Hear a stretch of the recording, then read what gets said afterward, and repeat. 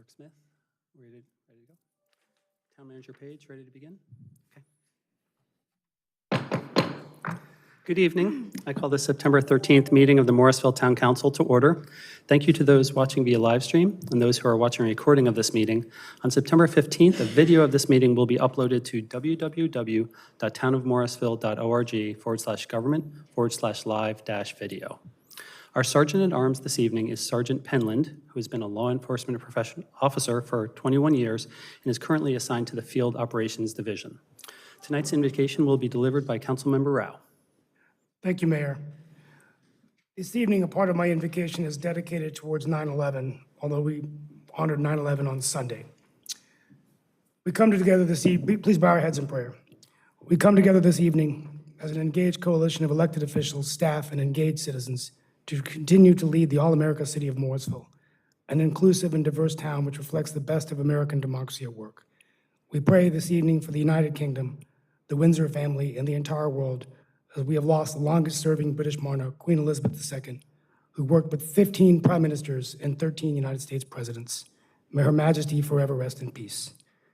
We remember this evening, it was a blue sky late summer morning when terrorists in hijacked planes brought down the World Trade Center, attacked the Pentagon, crashed a plane into a field in Pennsylvania, killing more than 3,000 people, and questioned the invincibility of our nation. We will never forget how our nation came together at a time of dire need and crisis. First responders and volunteers risking their lives to save others, and a city and a nation uniting to rebuild and fight back. Our brave soldiers answered the call of their nation and headed to Afghanistan. By 2019, we had lost 200,000 civilians and 7,000 U.S. deaths in Iraq alone. Last Friday, I met the family of Ernesto Blanco Caldos, an 18-year-old who was so angry when they hit the towers, he went to Afghanistan. He died hitting an IUD that first year. His mother and sisters said that just saying his name every day keeps him alive. At a time when political, racial divisions are at an all-time high and our nation is in many ways more divided than we were during the Civil War, we pray that you give us the strength and courage to build bridges with each other, to cross divides, differences, and ideologies, and to help address needs in our community. Lift each other up, neighborhood by neighborhood, just as Americans did 21 years ago, to honor those lost and those whose lives were forever changed that fateful day. Through service alongside our neighbors, we can build more equitable and just communities that advance racial equity, create opportunity, and foster respect for individual differences. 9/11 is a day we will never forget. It is a day when all Americans from all walks of life came together, stayed together, and worked together to show the world our resilience, not only on how we bounce back, but how we bounce forward, and that we are stronger together when we are united in our love for our republic. For only then can we honor the words of President Lincoln, who on the fields of Gettysburg reminded us that we hereby resolve that these dead shall not have died in vain, and this nation shall have a new birth of freedom, and that a government of the people, by the people, and for the people shall never perish from the earth. God bless the United States of America, and we pray for anyone who lost their life in the defense of this country and for all families of the 9/11 victims. Thank you. Thank you. All who are able, please stand and join in reciting the Pledge of Allegiance.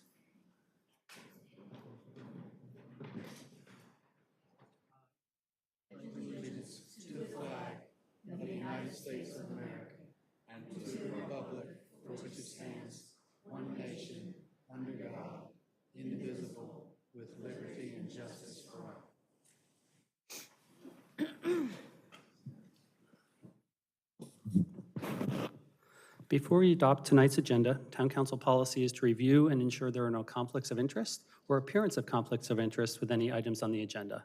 Does anyone have anything they'd like to share at this time? Okay. I'd entertain a motion to adopt this evening's agenda. I make a motion that we adopt this evening's agenda. Second. I have a motion and a second. All those in favor, please say aye. Aye. Any opposed? Okay, that carries unanimously 6-0.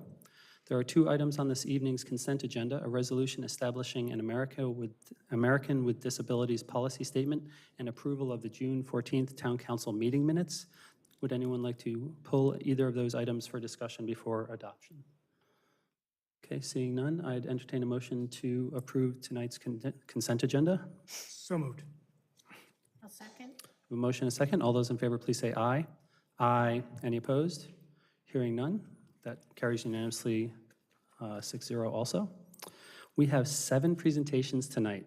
Proclamations recognizing Hispanic Heritage Month, Big Brothers Big Sisters Month, and National Preparedness Month, recognition of Wake County staff for COVID-19 support, a Morrisville Grants Team introduction and update, a Morrisville International Festival presentation, and an introduction to Phase 1 of the 2021 Land Use Plan implementation. Councilmember Rao will read the first proclamation. Thank you. Proclamation recognizing Hispanic Heritage Month. Whereas National Hispanic Heritage Month is celebrated nationwide from September 15th through October 15th each year. The observation started in 1968 at Hispanic Heritage Week and was expanded by President Ronald Reagan in 1988 to cover the month in which it is celebrated today. And whereas, understanding that September 15th is significant because it is the anniversary of independence for Latin American countries, Costa Rica, El Salvador, Guatemala, Honduras, and Nicaragua. In addition, Mexico and Chile celebrate their Independence Days on September 16th and 18th, respectively. And whereas Hispanic Heritage Month celebrates the histories, cultures, and contributions of those whose ancestors were indigenous to North America, as well as Spain, Mexico, the Caribbean, and Central and South America. And whereas the purpose of Hispanic Heritage Month is to create awareness of the contributions of people of Hispanic heritage to the American culture, many people of Hispanic heritage serve as civil rights leaders and community organizers, politicians, teachers, journalists, first responders, artists, healthcare professionals, athletes, inventors, entertainers, and more. And whereas Hispanic Heritage Month is tied to the celebration of the rich tapestry of our community and reflects an array of distinct cultures. Now, therefore, the Town Council of the Town of Morrisville does hereby recognize September 15th through October 15th as Hispanic Heritage Month and encourages the community to learn more of the Hispanic culture, people, tradition, and values that have positively enriched our community. Signed by the Mayor of Morrisville, T.J. Colley, and Eric W. Smith, second Town Clerk. Thank you very much. I will read the next proclamation, which is a proclamation recognizing September as Big Brothers Big Sisters Month.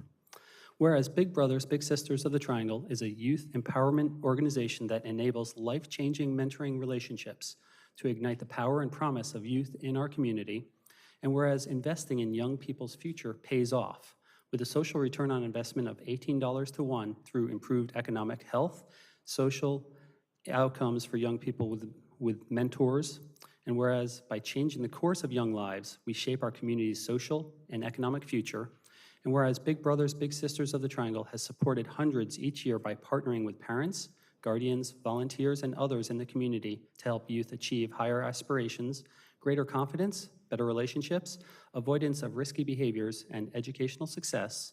Now, therefore, the Town Council of the Town of Morrisville does hereby recognize September as Big Brothers Big Sisters Month and encourages the people of Morrisville to unite and support their mentoring movement. And at this time, I'd like to welcome Erin Callahan, CEO of Big Brothers Big Sisters of the Triangle, up front to accept the proclamation.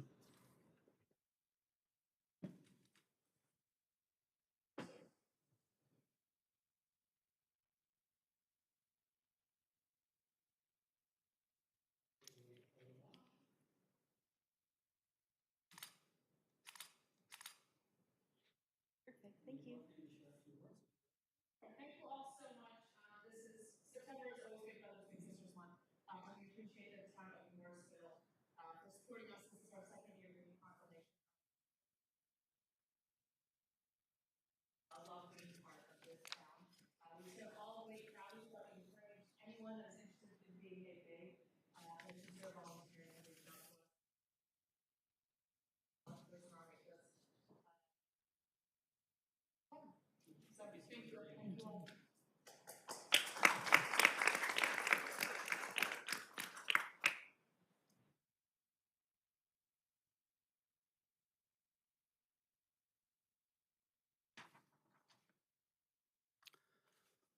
I will now read the final proclamation of this evening, which is recognizing September as National Preparedness Month. Whereas the town of Morrisville and Wake County are at risk for a multitude of hazards, including severe weather, terrorism, biological events, hazardous material incidents, nuclear emergencies, civil unrest, and other man-made or natural disasters.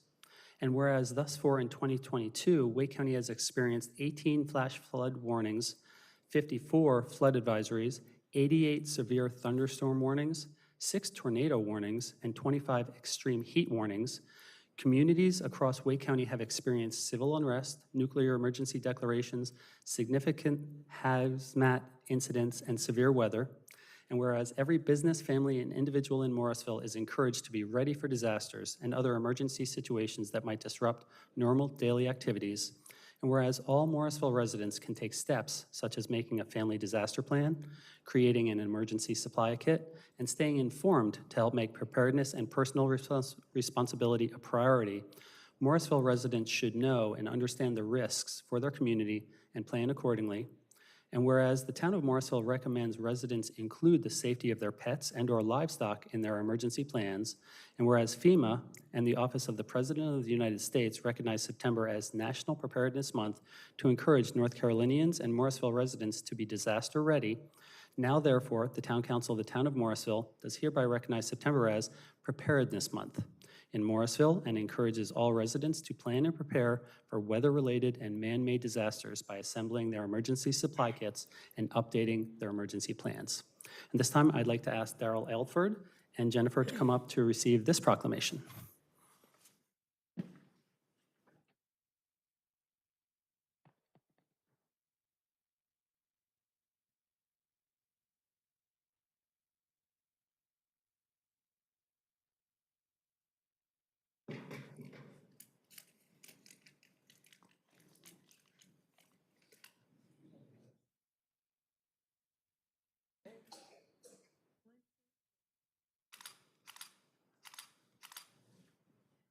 Got it. Thank you.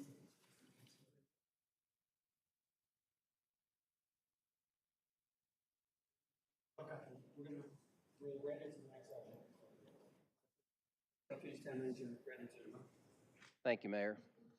Good evening, members of council.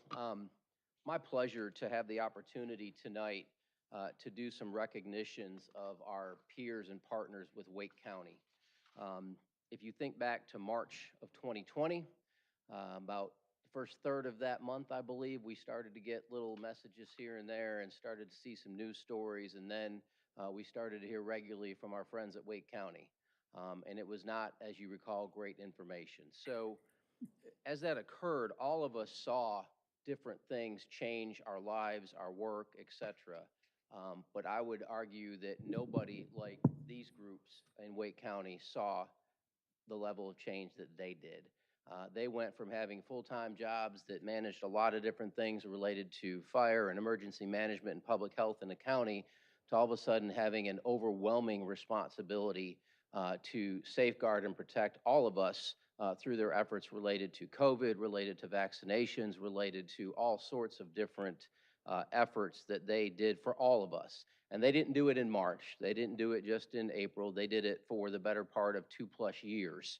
And all they'd continue to do was step up and do additional work, never asked for much from us, always just continue to take it on as expected. My experience with these folks, particularly the fire and EM folks that I've had a little time to work with, that's what they do. They just step up. But I thought it was important that we as a community took time to recognize that and to let them know that we didn't take that for granted and that we very much appreciate the support that they lent to us as individuals, to our families, to you as a council, and particularly to us as a community and a government.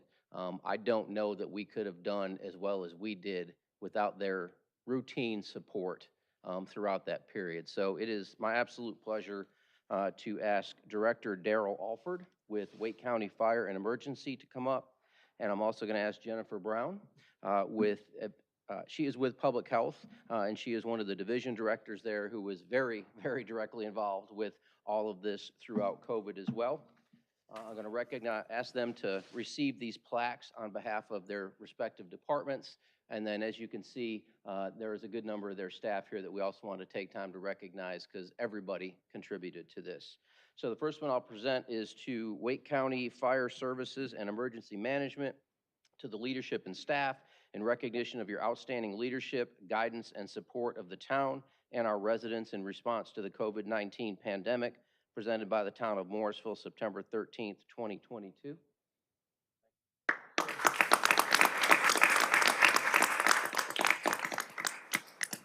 And then the next one, Jennifer, is to leadership and staff of Wake County Public Health in recognition of your outstanding leadership, guidance, and support of the town and our residents in response to the COVID-19 pandemic, again, presented by the town today.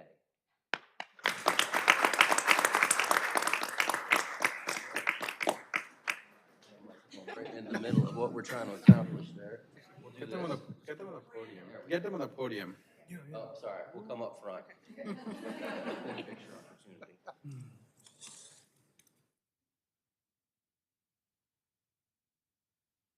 All that are here, come up, and then we'll release the certificates. Yeah, that's good. Yeah, all of our representatives from Public Health and from Wake County, and please join us for the photo, and then we have certificates for each of you.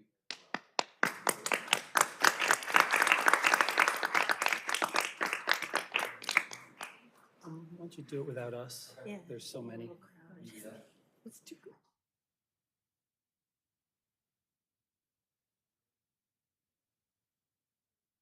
We often use the front step also. If you guys want to use the front step, that sometimes makes it easier. Or not.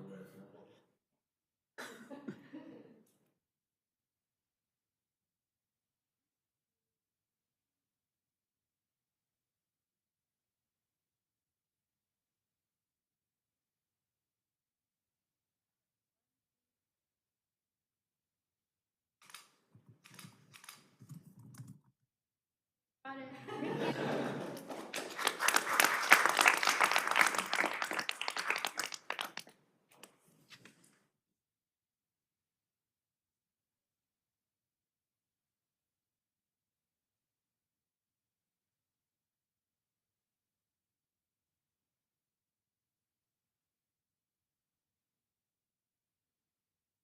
Right quick, before we introduce each person that's here, I want to say that Wake County values its partnership with the town of Morrisville. We are very appreciative of the time that you're taking tonight to thank you. And this is just a small sampling of Team Wake. As Brandon said, the vast majority of Wake County dropped what they were doing and started juggling two jobs. And again, small sampling, very appreciative of the fire services and EM team, very, very appreciative of the public health team as they kept running with the ball when a lot of us fell off and public health finished it to the end. So again, thank you for taking the time to recognize us tonight. All right, I will start with our Health and Human Services, Leah Holdren. You have to put down the camera for a second. David Davis.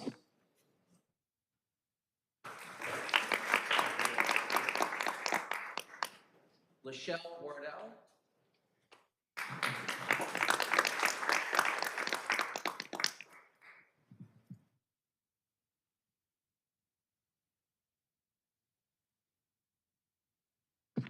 Catherine Clements.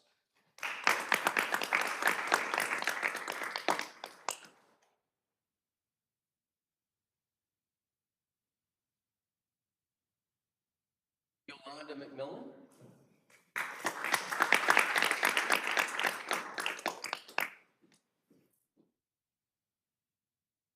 And Sarah Plentel.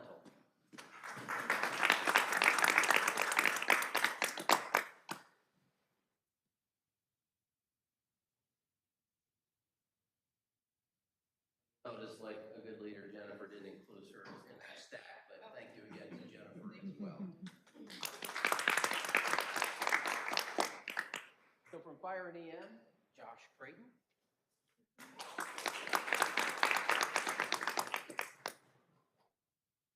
Autumn Goheen.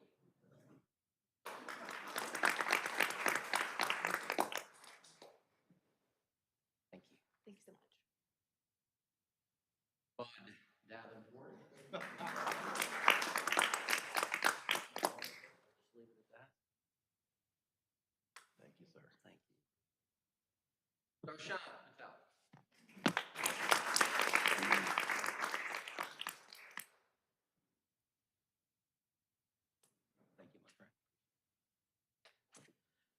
of Indigny.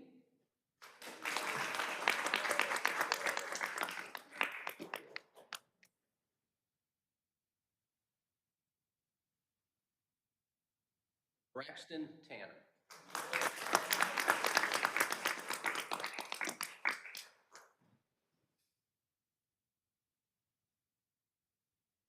And thank you for the opportunity to take a little time tonight. Again, I just can't say enough good things about the work that these folks have done, continue to do in partnership with us, but also in support of us.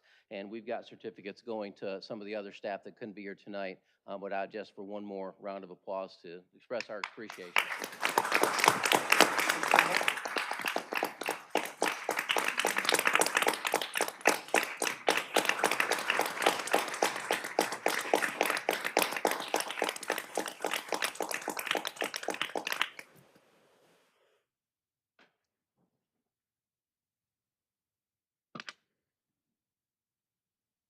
As Deputy Town Manager said, we couldn't be here without you. We thank you so very much each and every day, especially these last few years. Changed our lives for the better. We thank you all very much. At this time, Town Manager Page will facilitate the next presentation. Thank you, Mayor. As a part of fiscal year 2023 budget, Council approved a collaborative partnership with the Triangle J Council of Governments to support our grant efforts. From the moment that you agreed to that money, we got busy and almost immediately had a meeting with our partners at the Triangle J to develop a program that's tailored for Morrisville and started making access of resources. And we want to have the team come and talk to you today and talk to you about our first real grant opportunity that's come from that partnership. And I'm going to introduce Dawn Rabb to take us through the presentation. Thank you, Wake County, as always. Thank you, Wake County.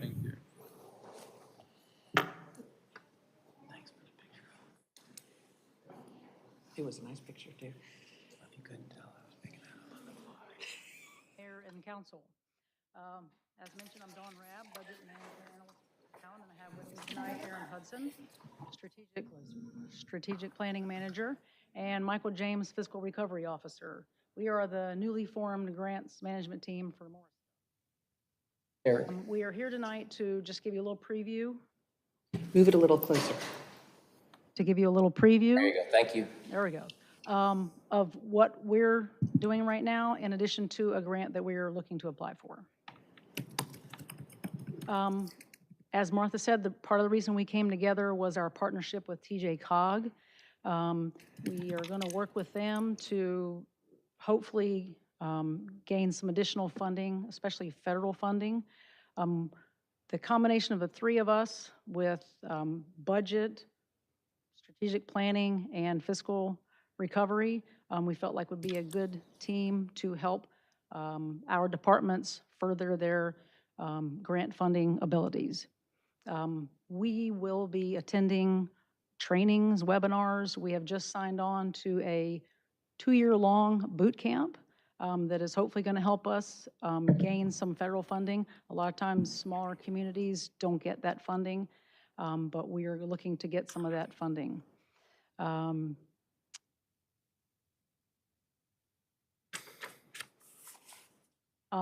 So our collaboration with TJ Cog, they're going to provide us with grant research. They're going to help us with grant writing. They're going to assist with online applications. The biggest piece we feel like they'll help us with is coordination with multi-jurisdictional grants. A lot of the federal funding, they're a little slow to give smaller communities money, but if you combine with some other communities, you have a much better chance of getting some of this funding. What's displayed on your screen is something called an air table, and that is what TJ Cog, where they house all of the grants that they're working on and doing research for. As you can see, that there shows 63 active. That is not 63 for Morrisville. That's for all the communities that they're working for. To the far right, it shows 9 for the town of Morrisville. Of those 9, that's what they have determined they think would be good for us. This team will take a closer look at those and see if we have a project that might fit those. Some of those may not fit for anything we have at the time. But this table will continue to grow as our partnership with them continues to grow. So the main reason we're here tonight is to talk about this Safe Streets for All grant. It is a division of the bipartisan infrastructure law. It has two pieces to it. It's got the action plan and the implementation side. You cannot get implementation funding until you have provided an action plan. So that is step one. If we are awarded, we will be coordinating with the likes of NCDOT, Campo, the schools, our internal departments, and the community as well. TJ Cog's role in this, they are submitting the application on behalf of us and for other communities they're combining on this grant. They will be handling all the paperwork, they'll be doing all the reporting, they will receive the funding, and then they will send it out to each community through an MOU. We are looking at possibly getting $65,000 approximately for this action plan. So a little bit more about the action plan. This action plan is a Vision Zero plan, which means we're looking to eventually have 0 fatalities or serious injuries on Morrisville streets and roads. This plan will include crash data, intersection studies. We will be working with our community partners. The grant requires a 20% match, which our portion of that would be roughly $13,000. And the hope is that we end up with some actionable implementation items, which could include policy and procedure changes, infrastructure improvements, beacon crosswalks. There's a whole list of things that implementation could include, and we hope to get that from the plan. So why is this grant a priority? Well, we obviously know we have traffic concerns here in Morrisville. It also aligns with our strategic plan. There is no budget appropriation, additional budget appropriation needed. One of the biggest pushes is that the grant deadline is this Thursday. But the most important piece of it is with the other communities that are in combination with us right now, they are rural and they are underserved, which Morrisville is neither. So they are going to help our chances of winning this award. The other piece of it is we have heard that there's going to be a lot of communities that may apply next year, which would make it much more competitive. So we feel like now is the time to address this.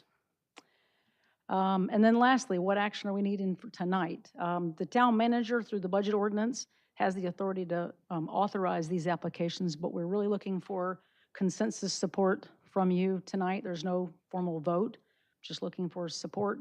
And as it states here, we could apply next year. We just really feel like this year is the best chance for us to get these funds. And the three of us are here to answer any questions you might have. Okay. If I could just do a quick housekeeping thing. Is there anything that Councilmember Scroggins-Johnson might want to say about any conflicts of interest or any potential conflicts of interest with anything on tonight's agenda? I do not have any. Thank you. Okay, excellent. First, I'd like to recognize Councilmember Rabati, followed by Councilmember Fender for questions. Yeah, could you go back a couple slides to the one that, this one? So I don't think I understand the numbers. Are you saying that there's $1.2 trillion in total funding over the next 10 years and we're going to get $65,000? That is nationwide for every single community. That's why. Okay, so then all right, so I guess I don't understand how, like you talked about certain types of crosswalks and traffic safety features. Are we planning to do all of that with $65,000? No. The implementation phase would be phase 2. So you have to go through the action plan first. You have to have a formal action plan before you can even apply for the implementation funding. If we're awarded and we go through this, then we can apply for the implementation funding. That funding, I think the minimum award is $5 million. So it's a lot. Yeah. Yeah, I mean, I would like to voice my support for whatever it is that if you think you can get it done by Thursday, I'm in, go for it. Councilmember Fender, please. Thank you. I have a couple of questions. What, in line with what Councilmember Robati was asking, this 65,000, how was that number determined? That's a number that was given to us by TJ Cog. I think they took the number of people submitting, and I think it's going to be a little over $200,000. And so they're just kind of dispersing that out. Okay. So is this grant that you're applying for Thursday, is that to develop the action plan, or do you already have the action That plan? is to develop the action plan. Okay. All right. And then my last question is, you mentioned that we're applying for this grant in partnership with other communities? Yes. And they are more rural? They are Rolesville, Sanford, Broadway, and Lee County. So the Broadway, Sanford, Lee County, they're much more rural than we are. Okay. Well, Rolesville is too, actually. Is there any particular reason why those communities were chosen, or? They weren't chosen. I think TJ Cog is working with quite a few number of communities, and those are the ones that initiated and said they wanted to apply for this grant. Okay, So they weren't picked. They contacted TJ Cog about it. all right, yeah, thank you. Councilmember Scroggins Johnson? Thank you. I'd just like to say this is a great first grant opportunity to see how you work with TJ Cog, how you begin the journey of learning about the grant process. And for $13,000, we could get an additional $65,000 for an action plan that we could use internally if we don't get the implementation funding. So it just seems like a really good investment of time and resources, and I'm delighted you came back with something so quickly. So I'm all in on Thursday's submission. Thank you. Councilmember Rao, please. Yeah, I just wanted to express my support of this program. I think that one question I would have is that, if this is, I'm just curious as to the focus on TCOG and other areas, because I've been reading, Wake County's getting $5 million of funding, they announced last week, for the opioid crisis. And I think Cary and some of these other cities are getting money, so be interested down the road for opioid, even though I don't know how much of a problem that is in Morrisville. And then the other one is affordable housing. So I know under the ARP plan, I think there was some money coming for affordable housing, but I just was curious, in the future, what opportunity will we have to be a part of that process as they go after other opportunities? I don't know specifically about the opioid funding, but we're looking at flooding mitigation, affordable housing. There's a number of grants that we're looking at with TJ Cog. Okay, and in terms of safe streets, would there be any opportunity, I know that our staff's gonna be looking at smart city grants, would there be any kind of cross-pollination where some of this money might be able, if there's technologies that we need to buy or use, for example, we're looking at a connected corridor initiative, could we use the grant money for that, or would it have to be a separate technology grant? I don't really have that information. As far as the implementation items, I'm sure they have to be very geared towards safety and reducing traffic accidents. So I'm not exactly sure at this time. All right, thank you. Go get it. Mayor Pro Tem Johnson? So I just want to voice my support as well and say thank you for taking the reins of this and running with it and getting an application together so quickly. So thank you. I know this is extra effort on top of all the other work that the three of you do in your departments. So appreciate it. And I'm really pleased that this first one is a Safe Streets for All grant. Or action plan, grant for an action plan. I think that's a fabulous initiative to go after, and really important for this community, and a Vision Zero goal of zero traffic and pedestrian fatalities is a excellent goal for this community. So thank you for choosing this one off the bat. So, and also in support, as you've heard from others. Councilmember Garamella, please. I echo Don's, and good presentation, and good to see you on the podium.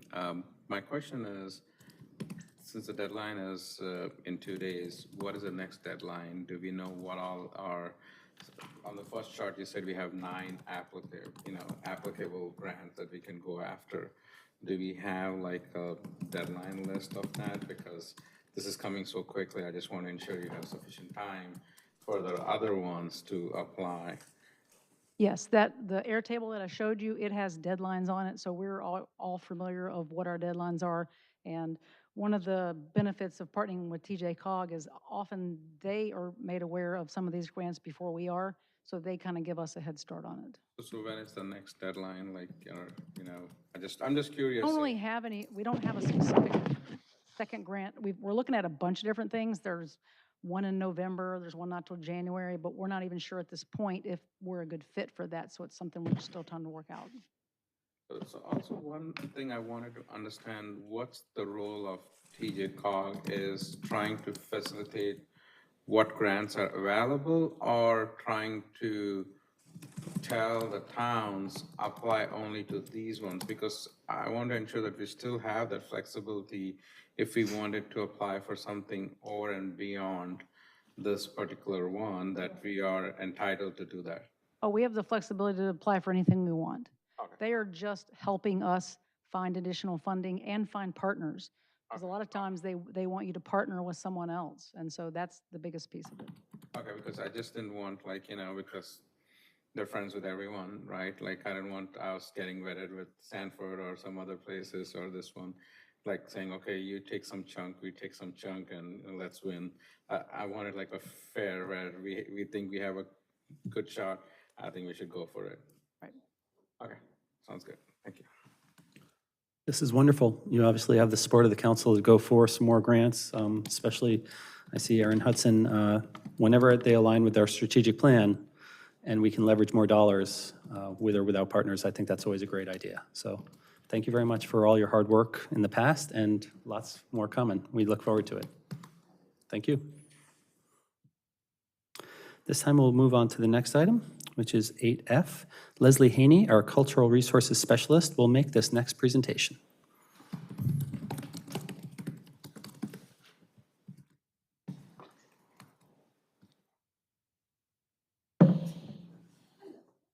Hello.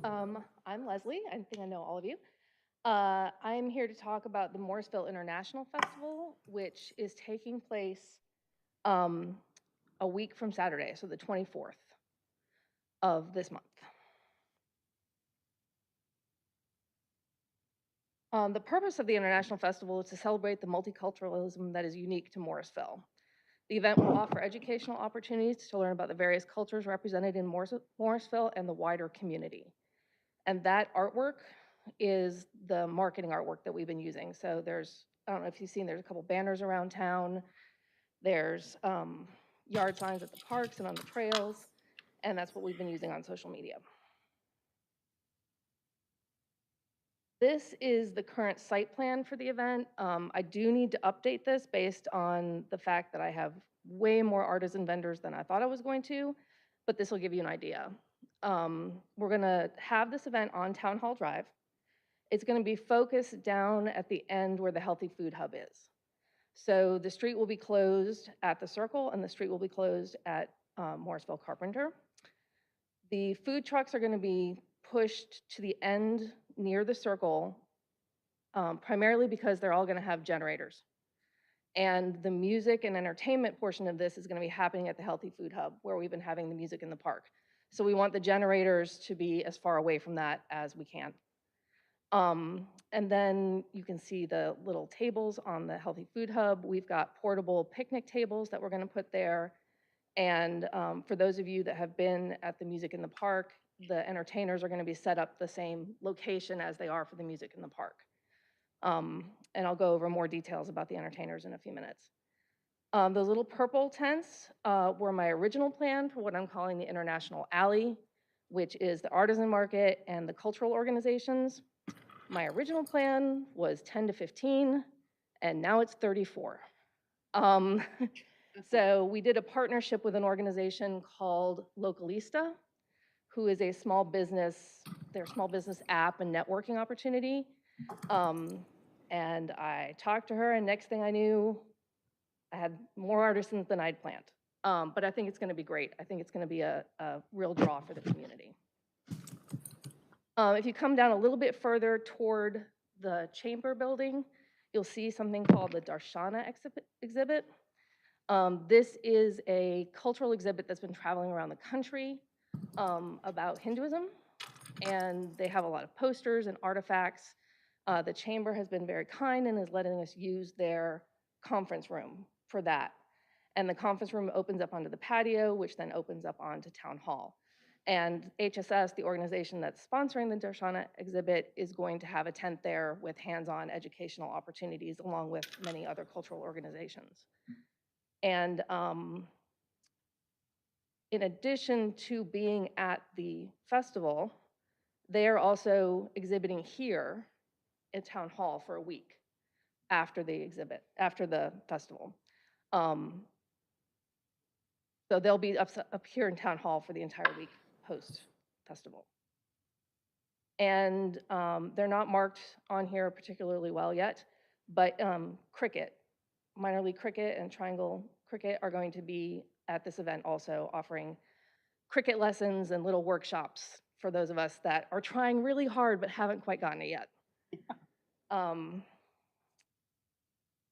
So confirmed food trucks. There's actually a few more than this. This has changed recently. Yagsi 10 is going to be there. The South Korean barbecue is going to be there. Belgian waffle crafters, Blue Window, Doherty's, Gussie's, Island something, like a Caribbean food truck's going to be there. Those are the confirmed ones. And then we've added more cultural groups since this. But these are some of the ones that were originally committed.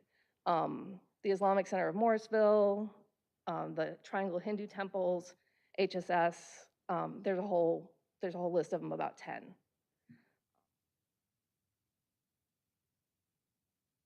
The performers, these are all professional, local and regional performers. Scandemonium, which I'm super excited about just because the name cracks me up. And that picture of the dueling accordions just makes me laugh. Wilton Tubois, which is a steel drum. There's an Indian dance flash mob, the Ed Stevenson Trio, and flamenco dancer, who were actually the first Music in the Park performers, are going to be there also. And DJ Daryl Mount is also going to be there. He's actually running all the sound for the whole day, but he's also reggae and world music DJ. And between the professional performers, there are several local groups that are going to be performing, primarily dance. So this is a rundown of the different festival activities. We have a augmented reality game called Agents of Discovery that we launched at Morrisville, and I'm in the middle of working on one that's specific to the International Festival. The Darshana exhibition is going to be there. The musical performances, all the performers have an educational component to them. So they're all going to be in traditional dress, and they're going to be talking about the culture that they come from. All the community organizations that have agreed to come are going to have a hands-on educational activity at their booth. Minor League Cricket will be there with their hands-on workshops. Food, obviously, from all over the world. And we're going to have lawn games set up at the Healthy Food Hub so that people can sit and really spend time eating and playing and enjoying the music. And obviously, shopping at the artisan market. So that's my presentation. Do you guys have any questions about the event? Comments? Councilmember Garamella, please. Thanks, Leslie. This is a great presentation. I think the step in the right direction. We were looking for this kind of event from a long time.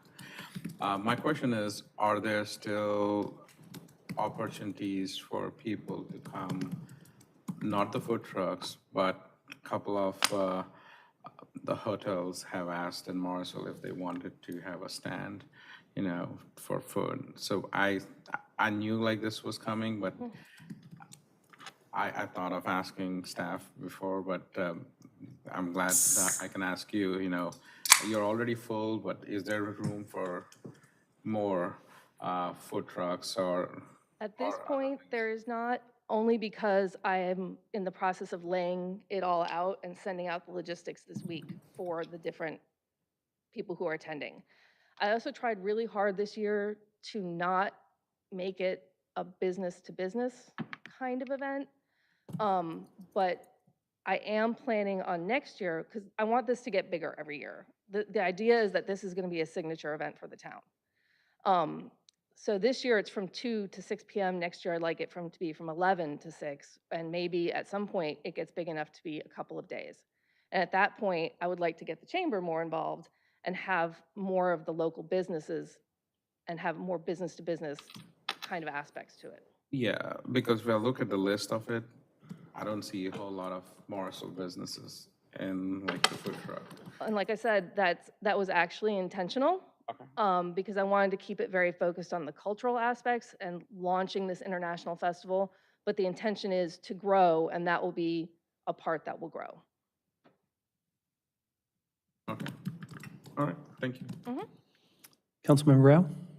I just want to thank you for your work on this, and, do you think that we could, I like the fact that it's the afternoon, but sometimes I wonder if we had it in the evening, if it went a little longer, more people would come, because I know the International Festival they have in Raleigh, which I think they used to be at the convention center.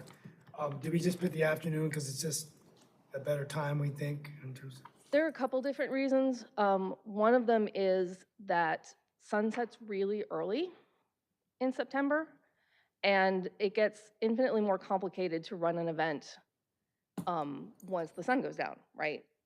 So because this is the first year, and because we're just kind of testing out the waters and seeing what the community wants, we decided to start with this slightly less complicated time period.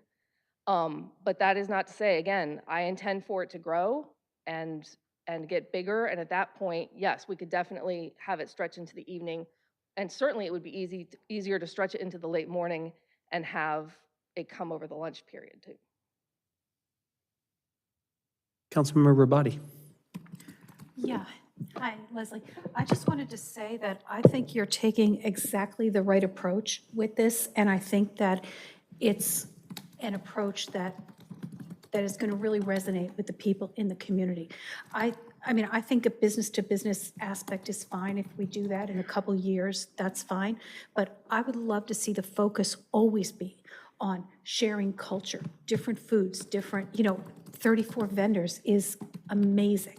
And I also can't wait until we have a town green to do this on, because I think that we'll be able to do bigger and better things. And I just, it's just so, I'm so happy with how big you're thinking. And like of course it's going to be a 3-day festival in 5 years. Like that's, you and me right here. So yeah, that's all I want to say. Great work. And let me know if there's anything I can do to support any of what you're planning, because this is great. I appreciate that. And one of the reasons why I wasn't excluding businesses, but because I really wanted a strong artisan market, that I was going after a different kind of business. Yeah, and I think that a strong artisan market, small local artisans that's so cool. I love everything about that. Thank you. Mayor Pro Tem Johnson? So I'm going to start right there. So the artisan market, I'm looking forward to that too. Yeah, you So had me at artisan we market. need to bring money for purchasing not only food, but some of the artwork or Yeah. whatever, the artistic, whatever products that are going to be there. Well, and I did just send a list to communications today of the actual artisans that are committed. And so that's going to go out on the website and in social media. So you'll be able to see who's actually coming and kind of do your pre-shopping list. I can tell how much money to bring or how many credit cards. I'm looking forward to this, Leslie. Thank you for being here and giving us an update. And I'm with you. This will grow, no doubt. It will grow over time, and I'm looking forward to that like you are. So thank you. And while you're here, I just want to say thank you for Music in the Park too. They were fabulous bands, all 4 of them. You did an excellent job. And the last one, it was a great crowd to end the whole series. So as successful as all that was, I know this is going to be successful. Well, I was also telling communications, I was like, so if you ever need a really big draw band, I've got one for you now. You do have it. You do know who it is. They were a lot of fun. So thank you for all your efforts on that and for this ahead. Thank you. So excellent. Yeah, I think you are definitely on the right track. I really love the idea of moving it up closer to the food hub, that green open space there. And as Councilmember Rabadi mentioned, when you have the town green, it's going to explode even bigger. So we're really looking forward to all your efforts. Keep it growing, keep it going. We appreciate it. Okay, good. I think we're all set. Thank you. Thank you. Moving on to item 8G, Chris Lawson, our planning manager, will make the final presentation.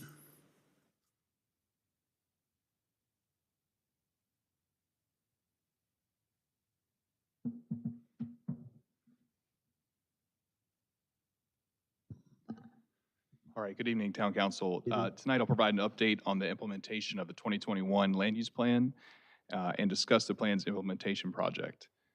So since the plan was adopted in February of 2021, planning and other town staff have incrementally been adopting the plan through various text amendments and also using the future land use map to recommend approval or denial of rezonings, amongst other things. So now a consultant has been hired and will review the town's development ordinances against the land use plan and will recommend text amendments to close any noted gaps between the plan's vision, the map, and the development ordinances themselves. This consultant happens to be Housel Levine, who also consulted on the land use plan itself. The process and timing. Tonight's an update by staff. I gave a very similar presentation to the Planning and Zoning Board last month. The Planning and Zoning Board will conduct a work session with Housel Levine tomorrow night, and Town Council will conduct a very similar work session in October.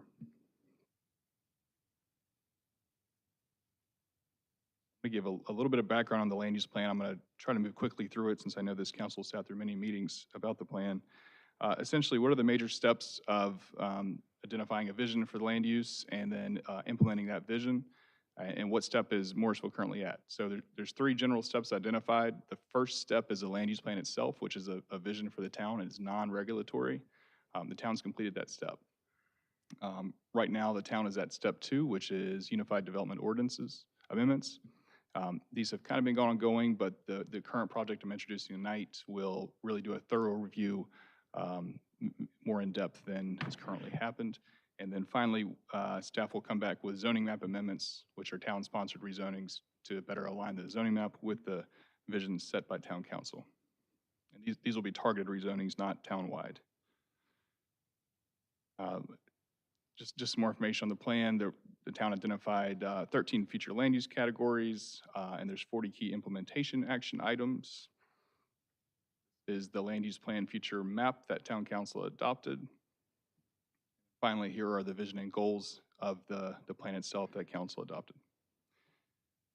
So what has staff done up to this time to implement the plan? The first thing was fairly large-scale rezonings in the summer of 2021 to prevent incompatible development. So a lot of the property that was rezoned was zoned industrial. Town staff thought it was a good idea to go ahead and get the property rezoned so it was not redeveloped or developed new as industrial uses. Additional progress or plan implementations happened, tree preservation, progress in the town center, continually using the future land use map to evaluate rezonings, amongst other implementation items. Additionally, there are a few other items that have been either under progress or are continuous action items or are being worked on currently. Okay, so the project I'm introducing tonight is broken into 2 phases. The first is what we're titled the TOD Development and Zoning Plan. And this is what I'll talk about in the second half of my presentation. And the second phase is a full UDO update and review by the consultant and town staff. So the TOD Development and Zoning Plan was prioritized mostly due to development interest in the site. Thought it was the best idea to go ahead and get the plan designed as much as possible prior to any future interest in development. Okay. So what does successful implementation look like? First one is strategic non-residential rezonings to prevent incompatible development. These are, again, town-sponsored rezonings to help align the zoning map with the future land use map. The second one would be a comprehensive review of the UDO, and this will be UDO amendments to help match the vision identified in the land use plan itself. It could be any number of things that are listed on the bottom of this slide, amongst other things. And then 3 of 3 is creation of a small area plan and zoning standards for the transit-oriented development district. This is what I'll discuss tonight. This is phase 1 of the project, expected to take 8 to 12 months. And I'll discuss it in more detail in the second half. So TOD development and zoning plan. So first of all, why TOD? Kind of what is it, and where did the idea for a TOD in Morrisville come from? Essentially, if you take the subdivision and zoning standards that most towns across the country have adopted since in World War II, these were designed around the use of an automobile. So if you take those and you tweak them to focus on concentrations of pedestrians and transit services, such as rail, shuttle, or similar services, that is the main point of a TOD. Where did the idea for a transit-oriented district in Morrisville come from?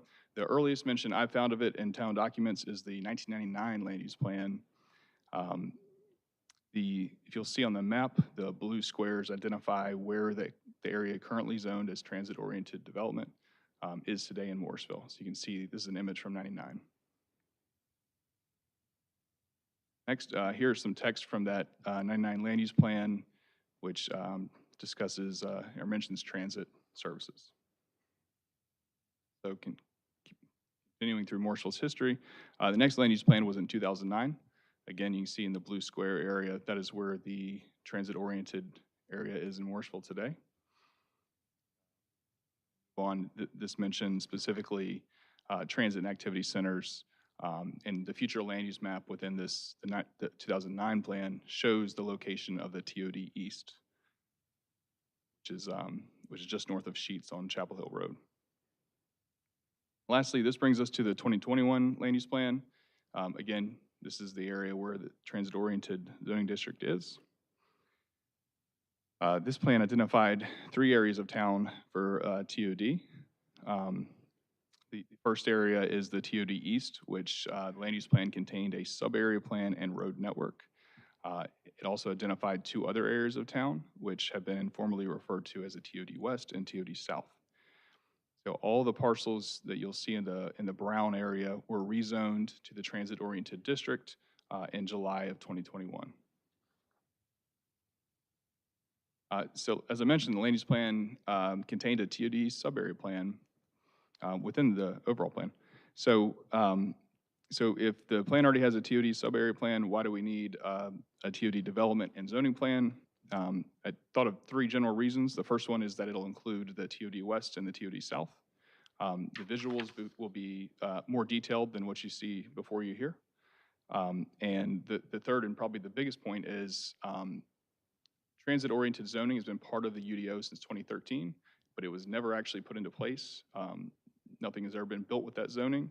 So what the project before you would do is create specific zoning standards for 2020s Morrisville and beyond. So out of 2013 on to today and looking towards the future growth.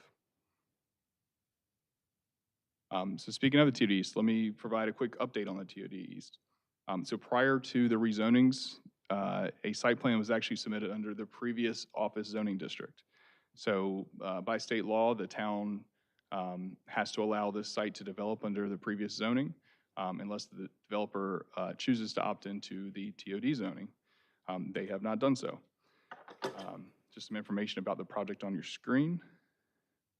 Also, this is the site plan. It's not yet approved, but this is it overlaid on top of the TOD East sub-area plan. I will say that the town staff and developer have worked to try to coordinate the road networks as close as possible. And then finally, here is an image of what the development's proposed to look like. This was provided by the developer. This is Watkins Road in front of you. Chapel Hill Road would be to your right. Perimeter Park would be to the left. Looking south towards Sheets, somewhere over here. Okay, so back to the project at hand today. So tonight begins the first discussion of this project with Town Council. Again, the first step is to develop a TOD development and zoning plan. The first step of that plan is to gather as much information as possible and to conduct outreach. So the outreach includes the Planning and Zoning Board, Town Council, town staff, and residents, as well as regional partners. Step 2 is the actual creation of the plan. So take all that information gathered from the first step and create the plan based off of that. Total process should take 8 to 12 months. It'll include other reviews by PZB and Town Council, with Town Council ultimately adopting or not adopting the plan. So basically, the TOD development plan will be a mostly form-based code. And essentially, if I had to explain form-based code, it's different from Morrisville's current zoning code in that its foundation is based on the visual results of the built environment and not necessarily on providing a use, providing just general setbacks, general lot coverage. It will give the town much more authority to say specifically where buildings are constructed on a site, how they'll look, what the height will be, other features like that. And of course, we will still have a zoning use table which will regulate the uses within the zoning district. Then presentation, I just threw in a quick example of form-based code. This is one sheet, one section of a code. This is actually from City of Virginia Beach. And then the pages kind of layer on each other to provide exactly what the city wanted to see in the zoning district they implemented this in. All right, next steps. Essentially, council is going to have a work session with Housel Levine on October 18th. And in that session, Housel Levine will run through various images and other items in order to help identify what town council would like to see in this area. Nick Davis, who worked on the previous project, will be here, as well as Jackie Wells, who I don't believe was involved in the land use plan creation.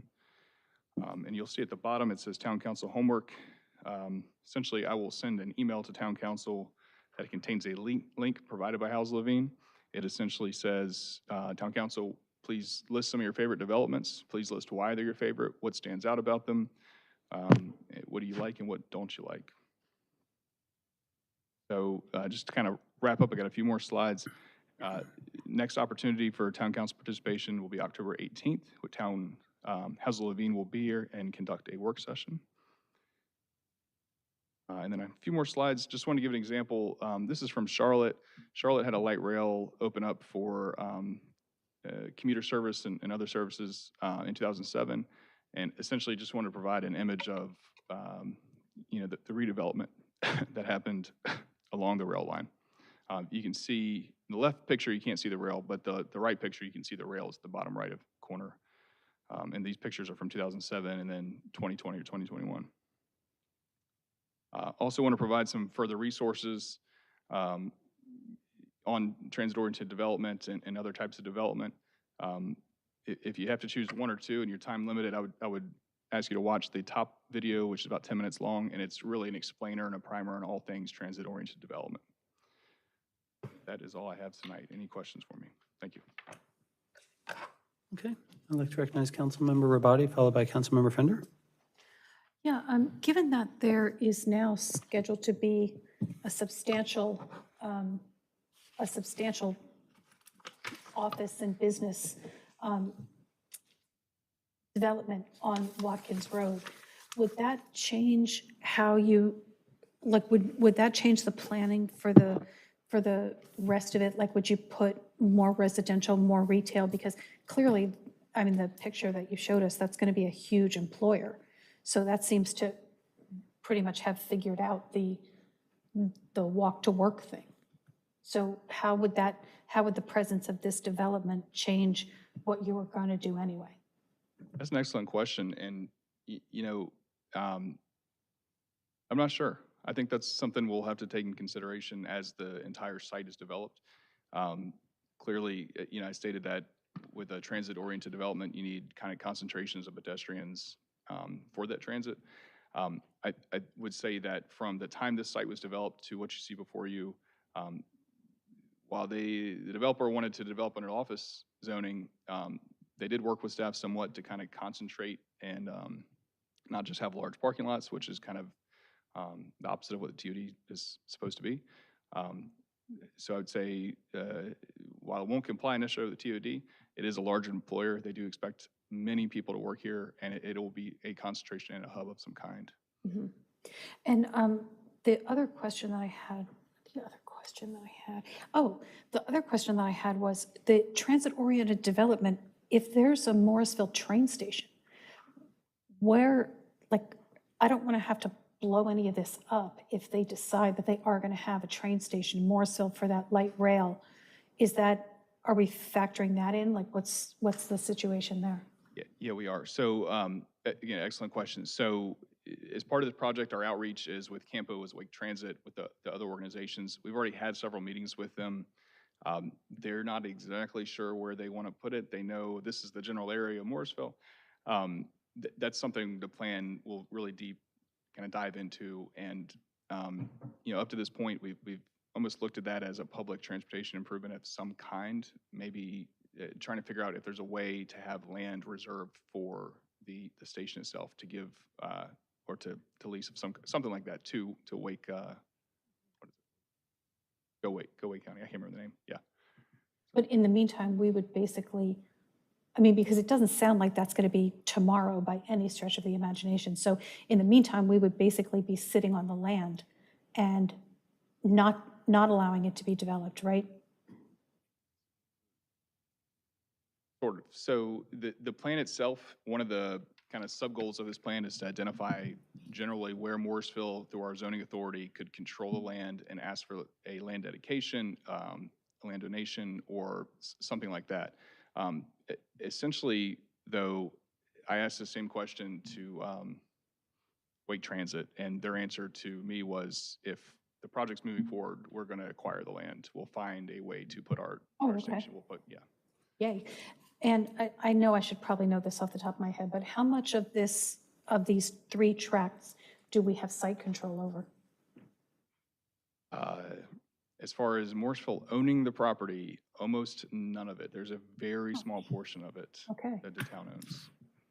So, if I could kick back to the prioritization, this is why this was the top priority. And I said 8 to 12 months. I don't think it'll take less than that, but I'd like to push it along as quickly as possible. Okay, yeah, that sounds like a great idea. Thank you. Councilmember Fender? Yeah, thank you. Can you go back to that slide where it overlays? Yes. So with that development already moving forward, how many acres are left to really do any zoning? This I specific, understand if you don't have that number off the top of your head. the three sections in total are about 120 acres. So a third of that probably divided by another half, or 45%, something like that. I was gonna say, I think you're the first planner to give us specific homework. But I like homework. Tell me what to do and I'll go do it. I did have a question about this form-based zoning. How does that give the town more authority? How does that work to give us more authority? If you take, and the name is not misleading. It's accurate, but I think it makes a bigger picture than it actually is. So if you take a normal square site, the town will impose setbacks on all sides, say 20 feet on every side of the property. The developer can then take that and say, well, I want to build on the property anywhere I want, within that 20 feet setback. So the way most zoning happens is you got a setback of 20 feet, you got a height maximum of 60 feet, and you got a lot coverage of 65. But other than that, the developer gets to choose the form, what it kind of looks like, where it goes on the property, basically anything like that. So the way the form-based code will work is that it's much more specific to where exactly can it go. It's not just 20 feet. It is, we want between 5 and 10 feet. And then the town also wants, the front area to look a certain way, and then have a step back. And those things are much more visually, in the plan, there's much more pictures and images. I find that it generally makes a code much easier to read for someone who's not involved day to day in it. And, you know, it'll also include certain design elements like that. So it won't say specifically, we want every single building to look exactly this detail, but it'll give the general outline of the shape of the building, the form. We're going to have more road networks, but this plan compared to the one on the screen will be in much more detail. Okay, because I thought that the state legislature prevented us from dictating to developers the facade of a building. So The how state does this get around that? state does limit towns' ability to regulate single-family homes, or any building that is permitted under the single-family home, under the building code. Single-family home detached are not going to be allowed, or currently aren't allowed in this district. It might change through the process, but so we assume most buildings, if not all, will be able to have great control over the design. Okay, all right, thank you. Mayor Pro Tem Johnson? So we've talked a little bit, well, we've talked a lot about how this is a transit-oriented design area, and we actually are planning for a future commuter rail station. And prior to commuter rail will be BRT. And I hear you saying, Chris, that we don't know exactly where. We know it'll be in this vicinity where the actual station or the BRT station, the commuter rail station. But I think it's important that we talk about that somehow in this process. So I know this is not the time to do the big discussion. We're going to do our homework and then come back and have a really big discussion when we have when you've given us something to react to. But I think somehow we need to, in these maps that we're looking at, somehow indicate by some icon that this is where we think this future commuter rail station or BRT station is going to be, because that will matter. And then the other piece is that this road network is changing in this area. We have the McCrimmon widening project and the McCrimmon flyover, which will actually, in my opinion, do a couple of things. It will improve congestion in this area for sure, because there'll be the flyover. But it also changes the way this area looks and feels too, especially on the west side and the south side. So somehow, and maybe you're already thinking about this, but somehow is going to be helpful to me when we go through this process to not lose sight of that either. Because that, if you remember, when DOT was out here a couple of years ago, gathering input from the community, that's going to be a big concrete wall, that flyover. Again, it's lots of positives to that because it'll improve the flow of traffic, but it's just something to consider. So I want to make sure we don't lose sight of that. And then I guess just two more comments. I think this is like the chicken and the egg too.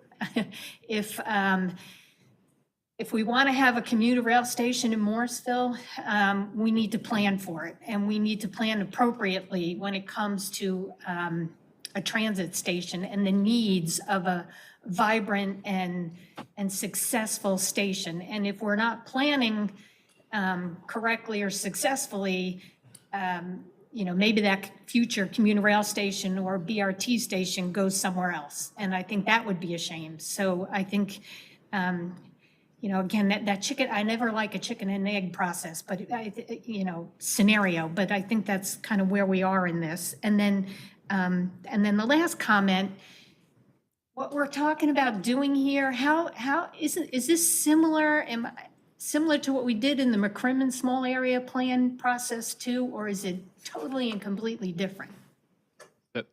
So there's a McCrimmon sub-area plan within this plan. Was it this one or one previously?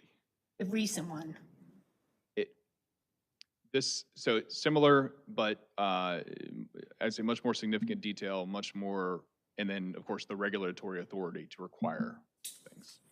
Okay, actually, and I got one more because there's something else I want to say too. So yeah, because I feel like during that process we we really did have a lot of input into what we want that area to kind of look and feel. And I would think that I know I do want to have that same kind of input in this area. I think this is a really critically important part of town. And I like the idea of maybe regulating is not the right word, but dictating is not the right word either, but having some input onto the facade of a building. I like that a lot, but I don't want to lose sight of the fact, and you said, I wrote it down when you said it too, you said there'll be zoning use tables to regulate the uses as well. So we will have that somehow built into this too, because that's going to be critically important, I think, as well as we move forward. So that would be my only other comment right now. Yeah, and you brought up a great point I forgot to mention is that the land use plan was adopted. A lot of public outreach happened for that. While we're still conducting public outreach for this, we also are not attempting to remake the wheel, full scope of all that. And yes, there will be the zoning controls for uses. Okay. And we'll talk about that too in October as well, I guess, part of that bigger discussion. I believe so, yes. Okay, thank you. Because in October, that'll be a work session. So we'll have a good chunk of time for that, for real discussion after we do our homework. But yeah, I want to reemphasize that the form-based code also gives us the opportunity to control how much apartments, how much commercial, et cetera. We don't lose that to the form-based code. Yeah, and I included that Virginia Beach, a longer version of the Virginia Beach code. I don't remember if this section's in it, but they actually identify uses per floor of building too. So it goes much more in depth than the town's current zoning code does as far as controlling uses. Okay. So I'd be really interested as we go through the process to understand how big a BRT/commuter rail station has to be, and essentially what that footprint would be and where it could still exist. Could that still exist in TOD East, or is that that ship has sailed, for example? As was mentioned, we don't want to get to the point where we paint ourselves into a corner and we can't have what we've been looking for the last decade, which is commuter rail and BRT. Also, I'm curious to know how much the flyover will actually affect things, because it's really going to take up a lot of this land and really change how things can work and who might want to actually locate here. So I think those are just two things that'll help me to keep in mind. I always envisioned the commuter rail being on the left side of Chapel Hill Road going north, just because that's where the tracks are already. So I don't necessarily think that TOD East was the place anyway, but, and how does this all work with the fact that that's already a business that's operating? What can we do to prevent that just being sold and something happening that prevents us to have any control at all? Nobody wants to condemn anything. Nothing, there's no legal action the town has right now. So I guess I should say this as a kind of a warning, is if, one of these properties could get sold to a developer, a couple of days before the plan gets adopted. So that is part of the reason why it was prioritized, why we push it forward. We don't expect that to happen. Clearly, the TOD East has been acquired, a significant portion of it. We talked to the developer and asked them if they're expanding at all. They didn't seem to have any interest in expanding right now, especially with the DOT project that's happening. With the DOT project on the north side of McCrimmon, don't expect right now that anything's happening. And then on the south side, Adams Products is there. They have expressed no interest in selling currently. Okay. And 54 is being widened as well in that area. So that's another piece of the puzzle that we all have to keep in mind. So lots going on, and it's going to happen fast when it starts happening. So I appreciate you bringing this forward and urging us to understand the urgency. I think that's going to be important for all of us. Does anyone else have any comments for Mr. Lawson? Okay, so we look forward to getting some homework and digging in. Sure. Thank you. Thank you, sir. We are about 15 minutes ahead of our scheduled break, so maybe we can knock out public address and new items, which are fairly short, if that's okay with everybody. Feeling good? Okay. I'd like to recognize Town Clerk Smith. Is there anyone signed up for public comments? No, sir, there is not. Okay. Do we receive any email comments? Does that happen much anymore? No, sir, we didn't receive any comments via email. Okay. Anyone in the audience want to make any comments for up to 3 minutes? I see pretty much only staff, so I guess not today. Okay. We'll move on to number 10, new items. There is one new item on this evening's agenda, Morrisville Geographic District Maps, Draft Redistricting Options. Say that 5 times fast. Rodney Watkins, our GIS manager, will present the item. Mr. Watkins. So this is a new item because we're moving into the next phase. After the July meeting, I worked with communications and we prepared a public information campaign and advertised that through several avenues, including social media, the webpage, as well as Next Week in Morrisville. That ran for the month of August. The information is still on the webpage, but through the month of August, we received one comment, and it was in support of the proposed preferred map, which is, again, map 1, scenario 1, which is the least disruptive map of the 3.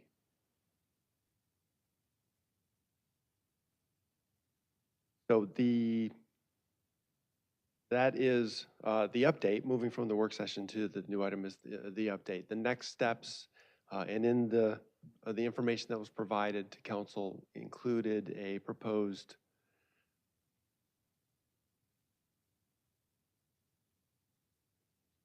the resolution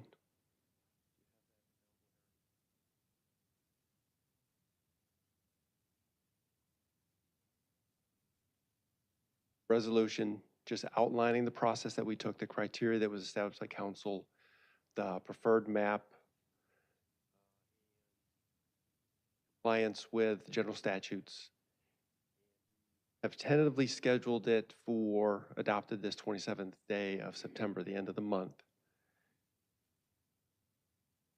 There's some potential options. Adopt the preferred district map, not adopt a preferred district map, and reconsider any of the other draft maps, or consider, ask me to go back and make some changes if necessary. So the way we wrote the ordinance was adopting the preferred map that we advertised to the public and that council has discussed most recently at the July meeting. Certainly answer any questions. After the adoption occurs or the resolution is adopted in whatever form, I will work to prepare the GIS shapefiles, send that to Wake County Board of Elections. Once I do that, they will take care of notifying the affected voters, whichever map is chosen. And that has no effect on November elections this year in any case. Correct. So there is an urgency, but it seems like council is pretty well along in this process. Does anyone have any questions for Mr. Watkins? Any reason anyone has any concerns why we wouldn't adopt on the 27th, I guess? This seems like we're pretty good with it. Okay, sounds great. And we also welcome more input from the public. If they want to email us, they're welcome to do that, even though you've already done a lot of outreach. So appreciate all your hard work on this. You kind of gave us a real good idea of the different options, and we appreciate that. Welcome. Okay, great. Thank you. See you in 2 weeks. Moving right along, I'll just go over some of the future meetings, events, and citizen involvement opportunities. There's quite a few coming up. The Western Wake Farmers Market offers healthy and fresh food, goods, and live music from small and local businesses from 8 a.m. till 12 p.m. on every Saturday, even if it rains. The final pop-up dog park is this Sunday, September 18th, from 9 a.m. to 2 p.m. at Morrisville Community Park, 1520 Morrisville Parkway. Owners will need to register and sign a waiver if they haven't already done so. We already heard about the Town of Morrisville International Festival. That's September 24th from 2 to 6 p.m. It will take place on Town Hall Drive. Lots of vendors, lots of food trucks. We're very excited about that. Parks, Recreation, and Cultural Resources will be hosting a Movies in the Park at Morrisville Community Park which is also 1520 Morrisville Parkway on September 30th at 8 p.m. The movie will be English, Vinglish. The showing is free, and attendees are encouraged to bring their own chairs or blankets for the lawn, as well as dinner or snacks. Trader Joe's will be on site sampling snacks and beverages. On Tuesday, October 4th, Morrisville Police Department will be hosting National Night Out at the Healthy Food Hub from 6 p.m. until 9 p.m. Police and fire displays, food trucks, music, and inflatables. We are currently seeking input regarding our town center project. There will be 3 town center project input sessions, and they're your opportunity to provide feedback on town green amenities, public art, and potential for a welcome area at the Healthy Food Hub. We'll be holding 2 in-person sessions at the Healthy Food Hub, 280 Town Hall Drive, Tuesday, October 4th between 2 and 3 p.m., and then Tuesday, October 4th between 6 and 7 p.m. That's actually in conjunction with National Night Out. A virtual session will be held on Thursday, October 6th at 6 p.m. You can check out the renderings and project details and more at bit.ly/MSV Town Center. There's a bulk item pickup on your regular trash recycle pickup day from Monday, October 3rd through Friday, October 7th.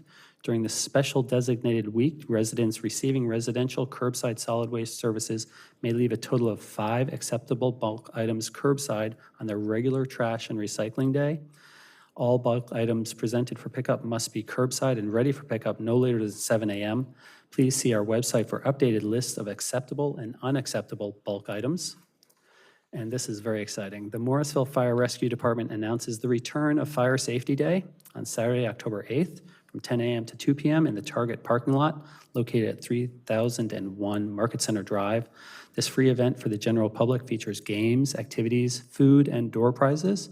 Fun for the whole family. Other activities planned include a bicycle rodeo, coloring tables, photo opportunities, cornhole, an inflatable bounce house, and a special appearance by Sparky the Fire Dog. You should plan to be there. You don't want to miss this great event. For a full listing of events, please see the town calendar at townofmorrisville.org. Follow our social media and sign up for our weekly email, which comes out on Fridays, including lots of great info. I think now is a good time to go ahead and take a break for 15 minutes. If you want to go ahead and reconvene at 7:44, let's do that. See you at 7:44.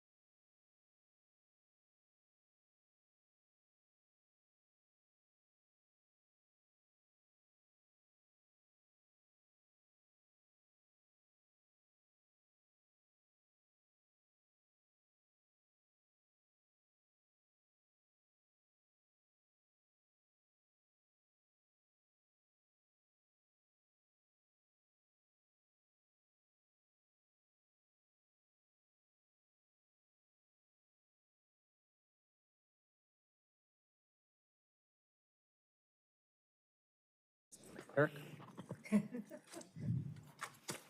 Town Clerk Smith, ready to begin? Town Manager Page? Okay. We are coming back into session at this time, and now we're at council comments. I'd like to recognize Councilmember Garamella, followed by Councilmember Scroggins Johnson. Thanks, TJ. I want to really thank the town staff, especially Brandon, for quickly turning around the request of Cricket USA to have their practice sessions here, and also, accommodating Martha and, Brandon to talk to them, and also giving an opportunity for this, us to talk to the board and the community. I think that was a very good meeting and couldn't have worked out if these guys didn't roll it within 3 days to make that happen. Thank you. Great. Councilmember Scroggins Johnson, followed by myself, please. Well, I would like to say that I'm really happy to be back in the town council chambers, and it was really nice to go on a field trip to the senior center. So maybe in the future we can try another facility somewhere in the town. I think that's nice to not only have an opportunity to see the facilities, but allow others to join us in those facilities as well. So thank you to everyone that supported that effort, and looking forward to the future opportunities. That's all. Okay. It's my turn, followed by Councilmember Rabadi. Looking outside, right out our window, I really start to see the improvements to our traffic flow that our efforts are starting to make as we continue our work on Morrisville, Carpenter Road, and Town Hall Drive. Big thanks to our staff who are facilitating this project with efficiency, courtesy, and professionalism. Looking back, I enjoyed speaking with first and third graders at Morrisville Elementary School over the past couple of weeks. So proud of how much they care about the environment and recycling. My favorite question came from a first grader who asked, "Do you like French toast?" And the answer is, if you're curious, yes, I love French toast, actually. And looking into the future, I'm looking forward to a number of great events coming up soon, including our Fall into Fitness program, which is every Friday evening at Morrisville Community Park. This past week, I played some cornhole, badminton, 9-square, and frisbee with people of all ages. Please see our Parks and Rec pages for more details. Sign up to join the fun. Councilmember Rabadi. I would like to extend my congratulations to Ms. Hudson, Mr. James, and Ms. Robb for their new positions on our Morrisville Grants team. I think that that is a team that's going to bring a lot of value to Morrisville over the coming years, and I'm very happy to see that we've started that process. Really kudos to Leslie Haney, who did an amazing job on this Morrisville International Festival. I'm so excited about that. I really cannot wait. And hi to the Boy Scouts. And if anybody's interested, I do not like French toast, so. Councilmember Fender, followed by Councilmember Rao, please. Yeah, I just want to thank the Boy Scouts for being here this evening and joining us. I think it's great that you guys are here and participating and listening to how your town government works. So thanks for being here tonight. Okay. Councilmember Rao, followed by Mayor Pro Tem Johnson. Well, just want to let everyone know that there's pro tennis going on this week at Cary. Many players from the U.S. Open have come to play the Atlantic Tennis Tire Championships. Francis Tiafoe, who was actually in the semifinals this year, played his first tournament there a couple years ago, so it was really great. The Clean Tech Corridor deadline is tomorrow for the Clean Tech Cluster. The Clean Tech Innovation Awards. So please, if you're a company and you want to apply, you want to nominate someone, go to Research Triangle Clean Tech Cluster, where they want to get ideas about how we can be more sustainable. Want to thank everyone for the USA Cricket and lots of exciting stuff going there. Launch Morrisville, I went to a session and just was really excited about last week seeing the startup program. A lot of people excited, very, very exciting. Final couple things. Want to congratulate Senator Jay Chaudhary for being selected as Legislator of the Year by Scenic, and also winning a prestigious national award called the Dilip Singh Sound Award, and a number of other awards being recognized as an outstanding legislator in the Southeast. Finally, RDU Airport CEOs coming in on September 22nd to the Hindu site in North Carolina with Ryan Combs and other special guests. Councilmember Garamella will be there as well. Invite everyone to come And it's going to be about direct air service to India. So if you're listening, he's going to talk about the criteria that the airport focuses on for international service recruitment and the kinds of advice he can give us about our community, about expanding options to go to India because we have such a growing population. And happy anniversary to Trader Joe's. They celebrated 1 year this weekend. And Thai Carolinas, I want to thank Arun Singh for the golf tournament that he had hosting for the troops. Thank you. Mayor Pro Tem Johnson. So not much left to be said, but for all those at home that maybe can't see or are just listening, there are about 24 Boy Scouts here with us tonight that meet at the First Baptist Church, and we're really pleased they're here. So welcome. You are welcome anytime. Thank you for being here. Okay. Town Manager Page, anything from staff this evening? Okay, we'll roll right into our work sessions. We have 3 work sessions tonight: a small business program update and brainstorming discussion, town council calendar and meeting management discussion, and a town council roundtable discussion. Michael James, Fiscal Recovery Officer, will facilitate the first work session. And if it's acceptable to the rest of the council, we can hear from staff, ask initial questions, and at about 30 or 45 minutes, do a check to see if future discussion tonight is helpful or if we plan to revisit the item at a later time. So we'll sort of do a time check as we go through each of these work sessions. I'd like to recognize Councilmember Garamella. Can we ask the leaders of this club to just come and tell a minute, because it takes a lot of effort for these guys to come and, be a part and why they are, so that it will be good for all of us. Yeah, That's the will of the council. If they'd like to have one designated representative come up to the mic as if we were doing public address, we'd welcome your comments for a couple of moments.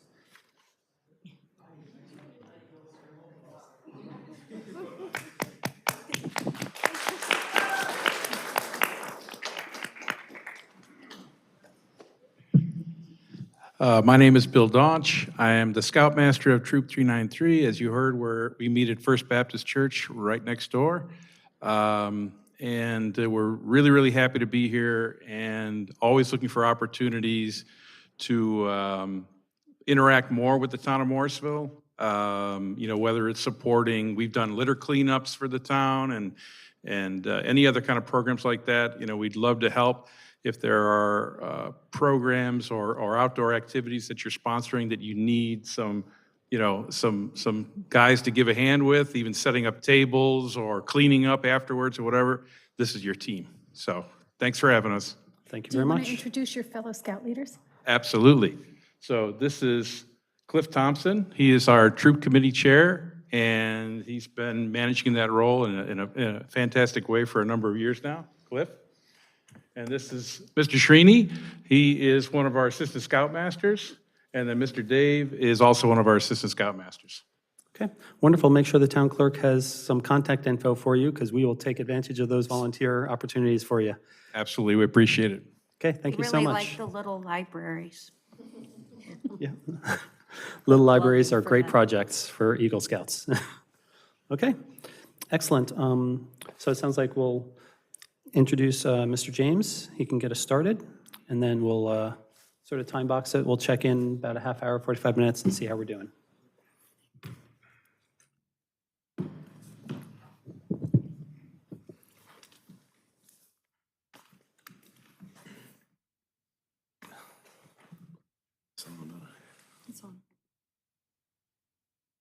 Thank you, Mayor, and good evening, Council. It's good to be back with you all to talk about our small business program. Before I get going tonight, I just kind of want to set the stage and just share. Tonight, the intent of our discussion tonight is really for you all to have an opportunity to share your vision for our small business program and provide your input on the small business program framework. And then as we go through the presentation, we'll get into a little bit more detailed discussion specifically about the grant program that we've shared with you before and talk a little bit more about that. And then at the end, I'll give a brief update on kind of where we're at with the Small Business Administration grant. So just kind of wanted to orient before we get started and I guess, kind of remind you that I guess the SBA grant is really a funding source for our program, but initially we just want to have kind of big picture discussion with you about the program as a whole. So with that, I'll get going.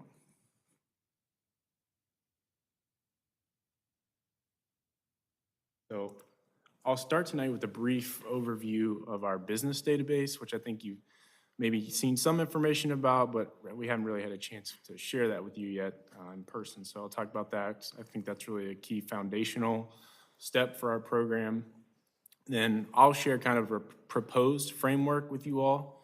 And then we'll get into the discussion about the grant program and some more details about what you'd like to see in terms of parameters for that program, and then I'll provide that update on the SBA grant. So just a little bit of information. I think maybe we shared some of this in news and notes, but we did acquire a business database in the spring. It's kind of a subscription model. We've purchased from a company called Data Axle, which kind of provides us for a lot of other government entities. And we found their information to be really valuable for us and what we're trying to do with our program. So it's a subscription model. We get quarterly updates. We have over 1,700 records.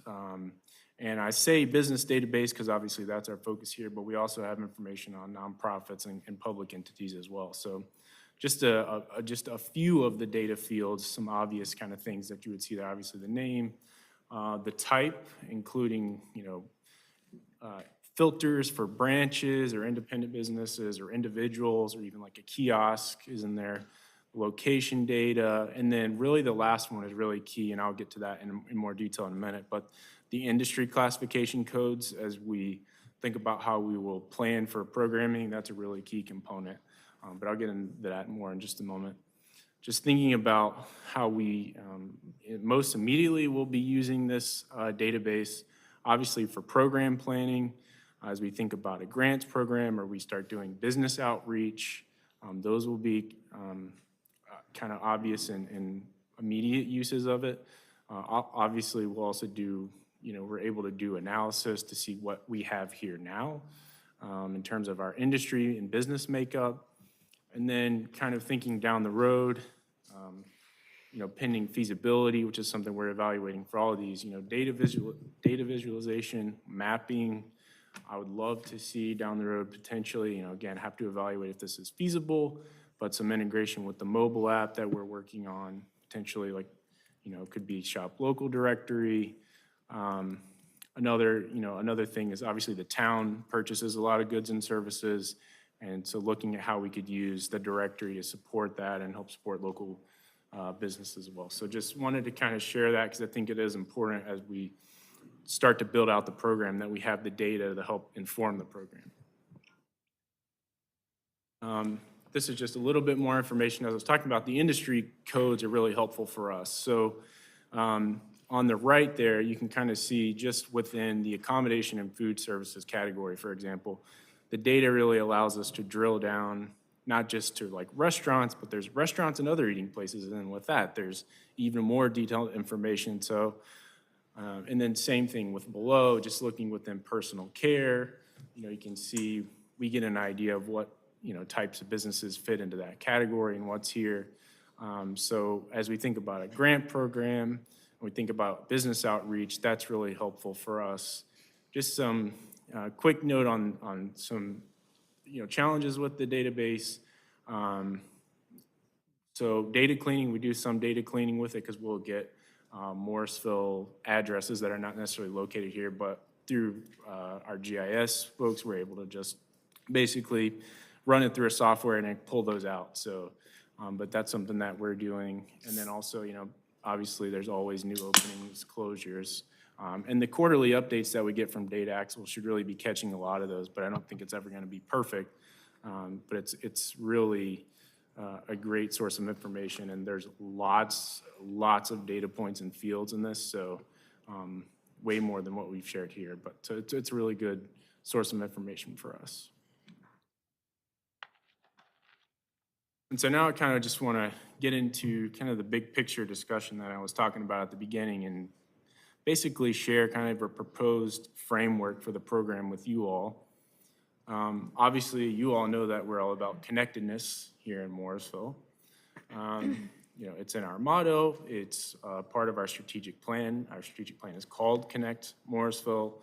And so really what I've kind of shared here, I guess, where I would say are the pillars, potential pillars of the program. So, connecting our businesses to town resources, the community, with each other, and then also with the workforce. So, just within the town resources, I guess I see this as, all of the types of programming that we would be either directly providing or providing through contracts with, our partners. So obviously, immediate examples could be, the grant program that we're going to talk more about, or technical assistance that is provided to businesses. I think our staff, resource guides, and then just other engagement opportunities with the town. And then in terms of connecting small businesses to the community, I think this is where we're kind of using our voice to spotlight the small businesses that are here, that are invested in our community. This is where we would really be providing a lot of the marketing and promotional support to small businesses. And I think that's where, through events, I know you heard a presentation earlier about events. I think there's a lot of opportunities to capitalize on those to support small businesses. So that's where we're kind of connecting the community to small businesses. And then as far as connecting with other businesses, I think this is where, of course, the chamber partnership, I think, is huge, really throughout all of this, but I think especially for this item, where we're able to connect businesses with each other. And there's, this is where we would have the networking and mentoring, counseling support opportunities. And then finally, workforce, which obviously, has been a huge issue over the past year or so. That's another thing where I think we could leverage our partnerships to try and connect small businesses with the workforce.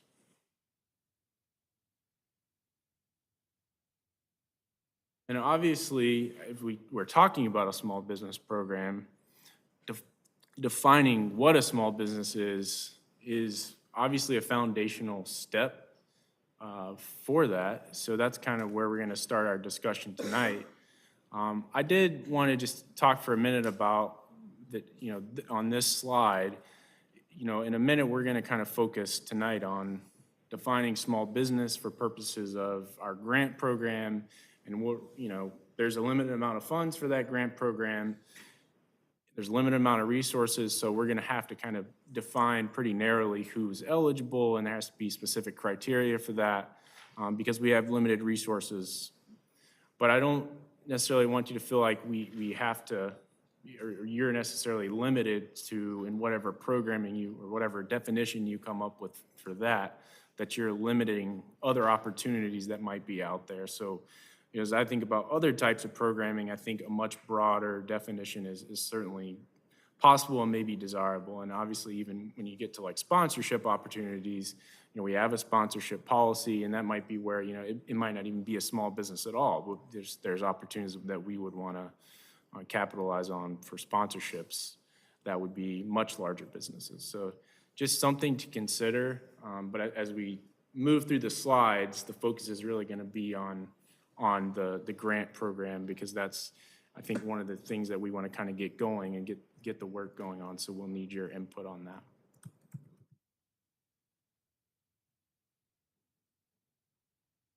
So just kind of further getting into some of the considerations for how you might define a small business. A lot of factors here. And I guess before I go through each, I think one thing to keep in mind is you don't necessarily have to make a decision in every single one of these categories. For example, if you wanted to place a cap on revenues and you set a low cap, then maybe you've defined small simply through doing something like that. So each one of these has kind of levers that you can pull that would restrict the definition a little bit. So just something to keep in mind. So as we go through that, you don't necessarily have to pick something in every category to define. So the first one is really location. I think there's multiple considerations here. One, just would you require a physical location? Would you include home-based businesses? What about, online only? Or, are you interested in focusing on businesses that are brick and mortar with a storefront in town? And then, owner location, I think, is another consideration as well. And then when you talk about kind of thinking about business size, what you see in some of the programs, which we'll get into in a minute, Sometimes you might see limits on those. Typically 25 to 50 is what I've seen looking at some of the other programs. And then also I've seen revenue caps, but again, not in every case. And then industry targets, I think with, the grant program, which we'll talk about in a little bit more about what we sent to the SBA, we've kind of talked about focusing on COVID impacts. So I think that will be a part of the program, but I think we could, you guys could talk more specifically about target industries, if there's industries that you want to focus on and really have us advertise the programming to and really go after to try and support them. Also, if there's industries that you want to clearly and explicitly exclude, which I've seen in programs, and we'll talk about that in a minute. And then finally, business structure, I think, is a big consideration. I guess I've kind of included franchises and chains here, but I guess really I think we'll kind of focus it around just the number of locations or chains, really, less so maybe about franchises. But are you interested in including chains at all?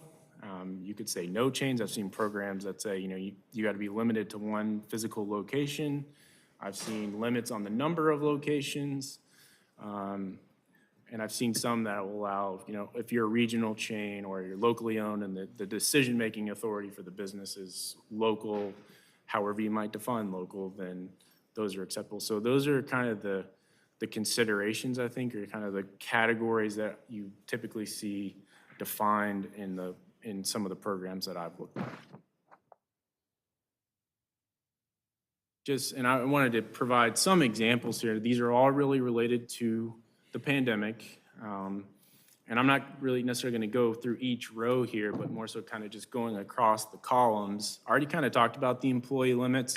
I guess the only thing I would say about the New Hanover County and Wilmington program, I think they were really focused on employment. I think this was earlier on in the pandemic, and I think they really wanted to support businesses that were employing people. And so they actually had a minimum, whereas the other programs up above had a cap to kind of keep it to small businesses. So just a little more information on that.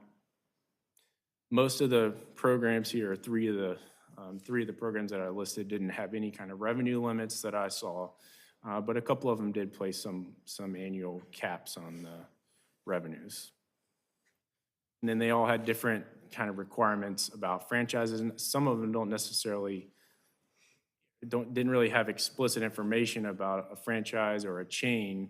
But again, it may be that if you've, for example, limited revenues to $3 million, maybe you've effectively limited some of those indirectly, I guess, in that way. So just another consideration there. And then some of them clearly excluded certain industries. The Raleigh program, for example, they clearly excluded lobbyists, real estate investment firms. Some excluded home-based. So you can see, that New Hanover one was really restaurant, hospitality industry focused. So I think that's why they kind of excluded the home-based. And then some just didn't really have explicit exclusions. So just wanted to give you some examples. And again, these are all really related to COVID-19 relief programming for businesses. The next slide is really not focused on the pandemic and probably more typically what you would see in local government grant programs. And these tend to be more geographically focused, a lot of times in a downtown area. It could be focused on facade improvements. So just two examples here in the triangle. So the Cary has a facade improvement program. And actually, it does say this here, but I guess I should just emphasize that these are actually deferred loans. I think there's some potential for those to be forgiven after a period of time if certain conditions are met. But again, theirs is very geographically focused to that town center area plan area, boundary. And then with the Holly Springs program, theirs is really focused on building out their downtown and attracting investment into their downtown. And it's very industry. This is one that's really industry targeted. So they've listed these in their policy: IT, entrepreneurship, tourism, healthcare. So you can see those there. And that program is really structured as reimbursement for either fees or public infrastructure costs, and it's a portion of those costs. And then some of the considerations and how they evaluate, it's based on job creation, investment, or some of the other factors that you see listed there. And then there's some other eligibility considerations that, and really for the most part, I guess from a staff standpoint, we've made some assumptions. I think this is all open for your input as well. But in the proposal that we sent to the SBA, for our grant program, we've pretty clearly framed it around negative COVID impacts. And so really for all of those programs, it involves submitting tax information, tax documents, and looking at those to demonstrate that there's some kind of loss. So just for some examples there, and even the state program that you may recall from earlier this year, that had a 20% decline, and that's just in your kind of gross annual revenues to help meet the COVID impact definition. And then the Raleigh program had 25% or 15%, and then I think if you were one of the businesses that was really impacted by the public health orders and you had to suspend operations, the threshold was a little bit lower. So I think that's, what that number is may kind of be informed by some of the public outreach and engagement that we do, but I think there will have to be a number for our program, and it will probably be something comparable in that range. And then on the eligible use of funds, this is another one where I think staff assumption is that we would probably like to give some flexibility to the extent that we're able, and that, I guess like legal review is comfortable with that. Some of the earlier programs were really restrictive because I think they were very focused on kind of plugging up the holes and staying in operations. It was very operations focused. So, if you were having trouble paying rent or paying your mortgage or utility bills or making payroll, they are very focused on that. More recent examples, and the Raleigh program comes to mind, have given a lot more flexibility, and I think the programs have been more focused on stabilization coming out of the pandemic. And I think that's probably what we would recommend, is as much flexibility as we can really, as much flexibility as we're able to grant. But obviously, if you all feel differently about that, I think that's part of the discussion, is kind of what you guys might want to focus on in terms of the eligible use of the funds. And then the last one I think really is kind of boilerplate, that I think we would in any scenario include these types of items. If they haven't paid their taxes, they're not going to be eligible. So that would all be part of the program.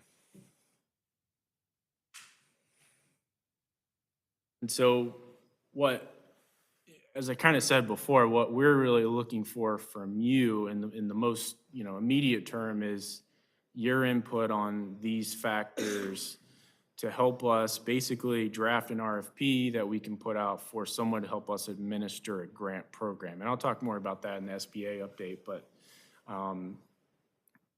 as I kind of mentioned already, and with all of the program examples we looked at, all of these local governments basically contracted with someone else to help them administer the program. Here, it's really, a lot of those are really temporary needs for local governments, so they're contracting with someone that has the expertise to review tax forms, review business documents and filings, and validate all that information and make determinations about eligibility. So that would be the kind of the gist of what we're looking for, but we need your help, I guess, with what you want to see, and that will help us kind of draft that RFP so we can find someone that can help us administer the program.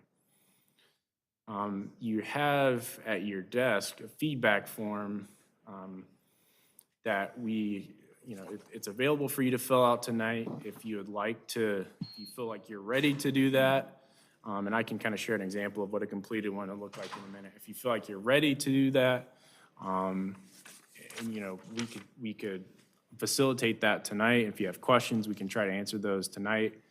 Alternatively, if you'd like some time to kind of think on this and come back, I think that's also an option as well. So I guess at this point, before I get into kind of the more quick update on the SBA program and where we're at with them, I think this is kind of your opportunity for discussion, and then kind of if you want to make decisions about if you feel like you're ready to provide your feedback tonight. I think in either way, we would have to kind of come back with the results, share those with you, and kind of get consensus on what we, want to put forward for the grant program. But I think the first question is just, or the next step is kind of just opening up for discussion with you all, and then getting your feedback on if you're ready to fill that out tonight, so.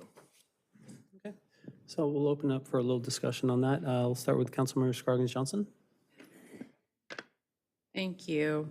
I have a question about the database that you've acquired. Databases are only as good as the data collected, If a business is not listed in the database, can they request to be added? Or if they move out of the area, is that refreshed? That kind of management? Sure, yeah. So for one, I think we can always request that they be added, and I think they would Data Axle would find that valuable if we alert them of new openings. But they also, we had a couple meetings with them. They have a pretty robust validation process that they go through, and actually part of the database includes information about when they last validated to see if someone is in business. So they're doing a process as well, and that should catch closings. And there's also a way that we can kind of filter to look at when the last validation happened, or if they weren't able to connect with someone. I would say we've also done kind of our own validation. It's pretty easy to do it for for the storefront type businesses, restaurants and dry cleaners and places like that we obviously know of and patronize. But I think it's more challenging with some of, for example, if you're a sole proprietor, you have you do CPA work out of your home or something. I think that's a little bit more challenging. But we definitely looked at the data set to kind of get a sense of how accurate we felt like it was, but then also they are going through a process to validate too. I think you just hit on a point where I was going, is that it's pretty easy to find brick and mortar, if somebody has a registered business in the town and they might live elsewhere, but they own the business in the town. However, there's a lot of home-based businesses that may or may not be registered in the database because it depends on the criteria for adding to that database. A CPA, law services, a counselor, those all could be technically registered businesses by the state, but they might not really appear easily maybe in some of the databases. So curious about that. Because as we're drawing criteria, I don't want to be, I want the information validated that they really are a Morrisville business, however the criteria is, but, depending on your, validation source, there might have to be some additional work. If they're really small and not necessarily have a brick and mortar location. Right, and definitely just a quick follow-up on that. We would that's part of what our contractor would also be doing, is a validation to make sure that they are really, they're registered to, in Morrisville, they're in town limits. So that would be part of the process. But also, Data Axle does pull from the Secretary of State data, and they look at the filings, and that's just one of their kind of data inputs too. So I don't think it's ever going to be perfect, but I think there's a lot of Nothing's perfect. validation. We can just try to be, as good as we can. The other important point for me is that the timeliness of this program. If I set criteria, I'm looking at today and a certain amount of money for the program to be allocating these grants. If we get future money, or if the town decides to allocate future money, we might want to reset criteria based on what that need is for the town at that time. So I'm not looking at forever criteria. I'm thinking of today, 2022, what are the needs of the small businesses? So if we decide to add money in the future, I think it's important that the council have an opportunity to weigh in on that criteria for that money at that time. Because I think this is going to go fast. I do. And then finally, I was one of those council members that wanted to focus on some of the businesses that were hit most by COVID. And that's the criteria I'm looking at and the lens I'm looking at today. And then that might change in the future. But personal care services, maybe brick and mortar, may not be. I'm not really sure how some places might lease locations. It's a different kind of model, so I didn't know how that worked. I guess my assumption would be if you're leasing a space, you're physically located in that space. Okay. Doesn't matter who owns the building. If you're a business and you lease and Okay. that's where you operate out of, I would. That's very helpful. That's all I have. Thank you. Mayor Pro Tem Johnson, followed by Councilmember Rowe. He was, Councilmember Brown was first. Councilmember Rowe first. You can go first. It's fine. So I'm going to echo what Councilmember Scroggins Johnson just said. I think this money is going to go very fast. And I will tell you, I wasn't sure how I would answer these questions that you put before us, Michael, but you helped a lot in your presentation tonight where you talked about, because we have such a limited amount of money right now, we really do need to probably narrowly define what a small business is. So I appreciate that. So what would also help me is on the back end, when we set up the criteria and we define what a small business is, and then what are you all going to do with that? Are you going to say that, and I'm going to just make this up, say 100 businesses end up being qualified based on our criteria. Are you just going to divvy up the money amongst those 100? What is that going to look like on the back end? So I guess it kind of depends on how we end up structuring, but what I guess would start with is what we, and this is on another slide, so we'll talk about that in a minute, but what we submitted to the SBA, because we ended up getting a lot of questions from them last month, kind of middle of August, about the grant program, some details that we weren't really necessarily anticipating that we're going to have to provide at that point in time about the number of grants and the amounts. And so what we proposed, and again, I think we have flexibility to adjust this. That's kind of what they've told us. It is not set in stone, but we put forward, and I need to just double check. It's $135,000, $150,000 for the program as a whole. $15,000 of that we set aside to basically contract with somebody to administer this. So then $135,000 for the $135,000 total to kind of distribute. But what we proposed was 30 grants at an average of $4,500 each. I think if we get, if we got applications and we found out that, there were 60 businesses that were eligible, what I would, I guess one strategy that I would recommend is that we prioritize based on the impacts. So we could basically look at the tax data that we would get as part of the program and prioritize based on the impacts. However, if you guys feel like there's another approach, I think that's up for discussion, but that's kind of, I think one avenue is when we get more, if we get more applications, then we have dollars to give out, which I think is probably likely. Yeah, that would be part of the prioritization discussion, I think, and we could use the impacts, or there could be another criteria if you all feel like there's another way to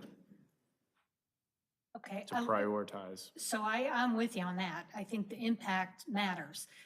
To some businesses, whatever that loan amount or whatever the financial amount is might be of such minimal impact that it doesn't help at all.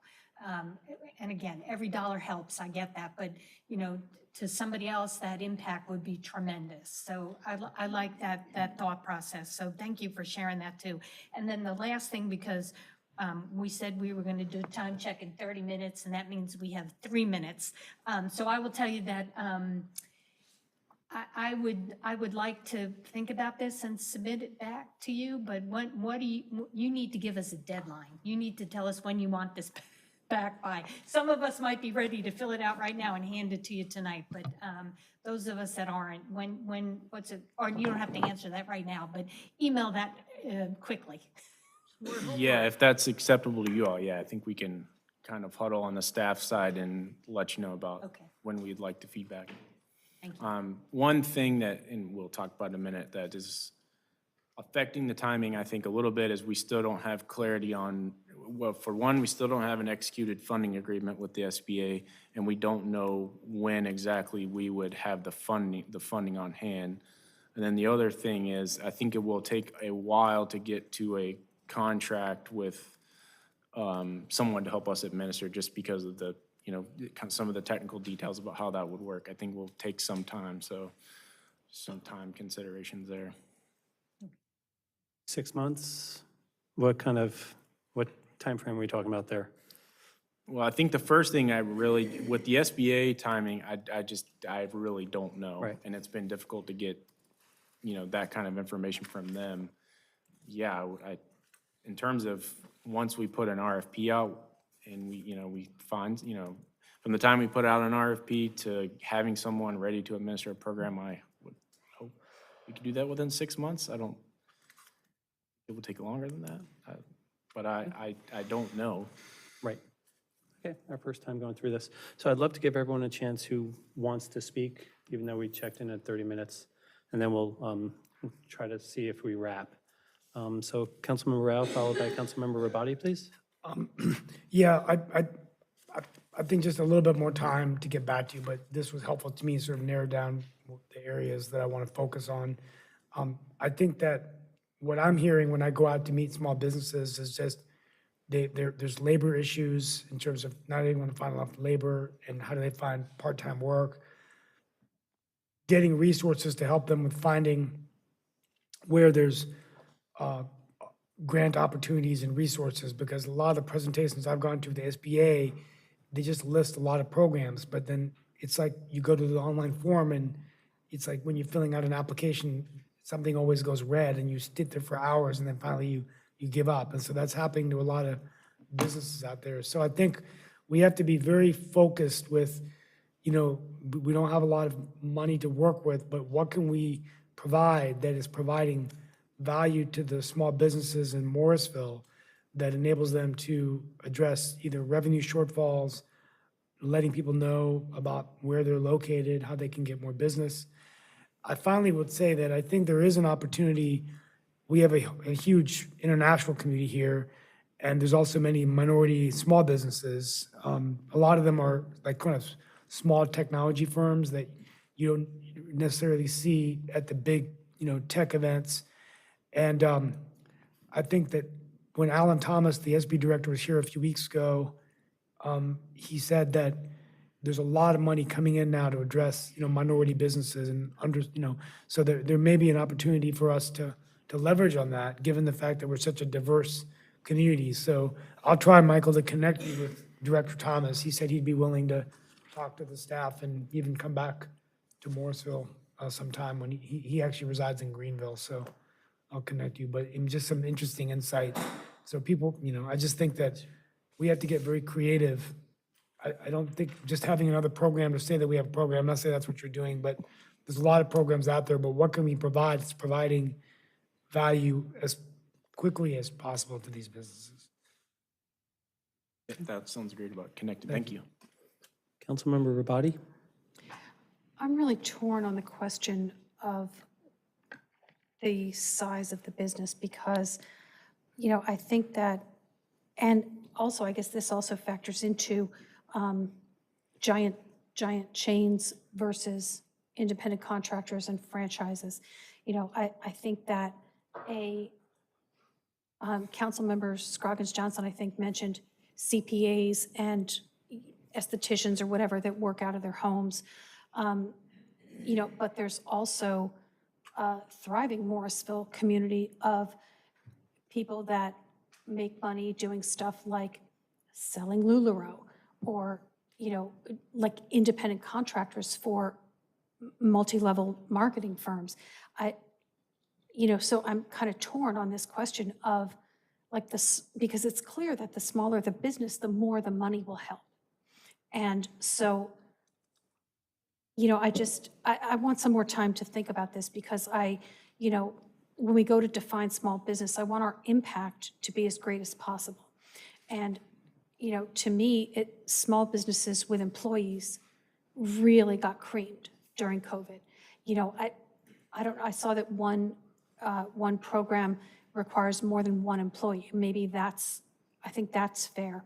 I just don't know. I want some time to talk to some people and see what their needs are.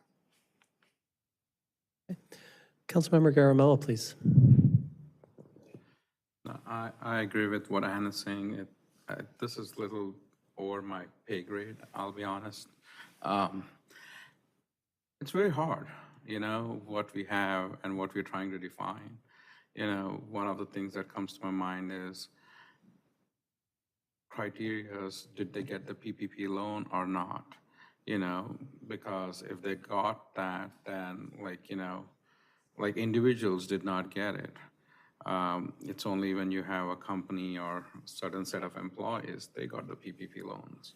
So, and my other criteria where I'm looking is how did it impact the community as a whole? Like suppose I hear someone shut down.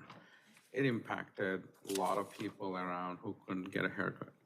So that's giving people that indirectly impacted a larger community is kind of a helpful thing to do, So I would, CPAs and others, actually, they could work from home because the taxes had to be filed because end of the day, it was postponed and extended, but that was done. But even the IT guys, we all worked. We were not impacted.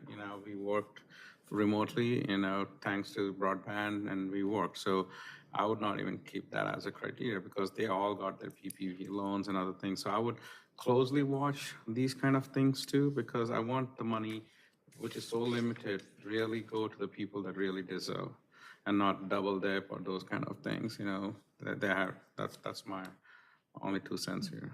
And it is hard, I'm telling you, if there were a couple of zeros around with it, that would have been better, but it is very hard to do this.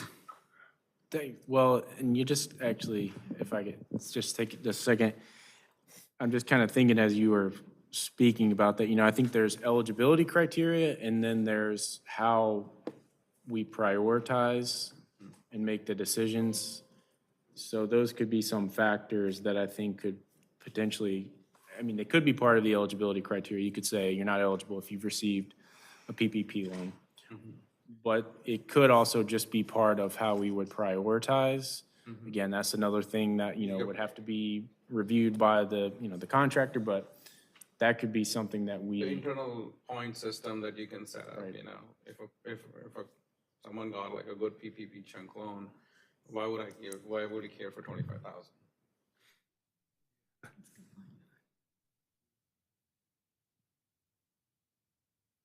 Anything else, Councilmember Garamella? That's it.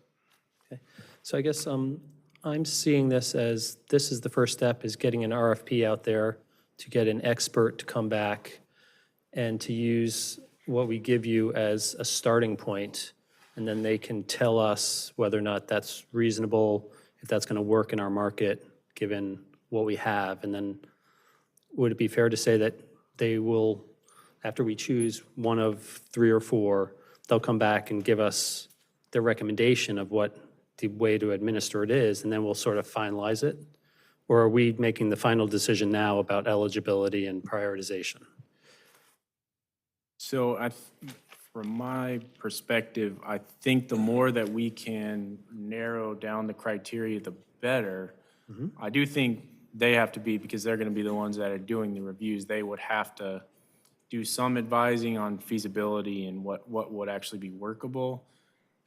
I also want to make sure that we, to the extent we can, we limit what they do to reviewing and making the eligibility determinations, just because of the limited amount of funding that we have. So the more that we ask them to kind of consult and design the program, probably the more that could eat into what we have put aside for the grant program, but I think I agree that there has to be some, input from them about feasibility but to the extent we can, I think it would be helpful to narrow down the criteria. Okay, because we want them to be able to administer it objectively and just quickly, and just get Right. the money out the door And I ideally. think, if we can kind of communicate to them what your interest is, they can help fill in some of the details about how to make that work. But I think that's hopefully the better we can do about kind of giving them the overall picture of what the priorities would be, and then they can maybe help us with some of the details.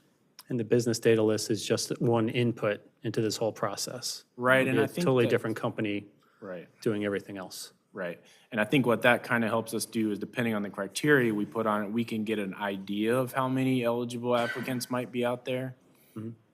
Okay. But again, it'll depend on the criteria. So as much as we can keep it high-level, values-based, but fill this out, both sides, as much as we can and get this back to you, that gives you an idea where to go forward. You'll bring it back to us. We'll get some consensus as soon as possible, and then keep the ball rolling forward. Does that sound fair? That's, Okay. I agree with Is that. everyone comfortable with that? Okay. Cool. So let us know when you need this back. Maybe provide it to us in a soft form, so it's easier. Some of us might actually be able to give it to you tonight. I don't know. Excellent. So thank you very much. Appreciate that. Good job. Do you have everything you need from us for right now? Yes, I did have a Yeah, a few more slides, quick, sorry. just, Go ahead. yeah, and I'll try to get through this because, and we have talked about some of these components already, but just kind of a quick reminder on the timeline, the last time we were talking about this was in late May. We submitted our initial proposal to the SBA based on some of the feedback you all provided. We submitted that to them, I think on May 31st. And just one thing to note, we did hear your feedback about upping the grant program a little bit, so we've basically adjusted that. So what we submitted was $150,000, so half of the program for the grants. Again, remembering that $15,000 of that would be for, someone to help us review the applications. We did, as I mentioned a few minutes ago, get several kind of requests for some more details from them. Again, we still understand there's flexibility. But in a minute, I'll kind of go through some of the details that we shared with them. And again, the unknowns really, we still don't know when we will have a kind of our terms and conditions or funding agreement with them, and we don't know exactly when we'll receive the funds. So those are kind of some big question marks still as far as the grant goes. We really kind of went through the grant program already and just the discussion we've already had tonight, so I won't go through that. I think at a high level, we kind of already went through what some of these categories would include in potential programming. But I'll talk about in a minute. We really feel like there's definitely going to be interest in a grant program. I think in these other buckets, we're really, especially this middle bucket, planning to do business outreach to get a sense from the business community what would help them, what they're interested in, what their challenges are, what their needs are. So that will be a big focus of the part-time position that is the final bucket on the right there. So engagement and outreach will be the number one task for this position. And then based on the feedback and outreach that we do, that will help inform program development, and that person will be a part of that, and also coordinating with some of our partners as we implement programs. So I know I've kind of jumped around a little bit, but I think we've kind of at a high level talked about a lot of this before. But I just kind of wanted to give you a quick update of sort of the proposal that we sent to them. So in that regard, is the timing of this left to right or right to left? Are we going to try to get the part-time staff going to help us inform the grant program formation?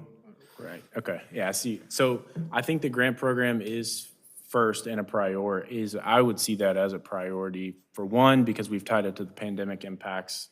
And so I think that's priority. Two, I think that might help us generate some momentum in terms of engagement, because I think there will be interest in that. it's an opportunity for us to demonstrate that we're really serious about helping the small business community. And hopefully that would open some avenues for longer-term engagement.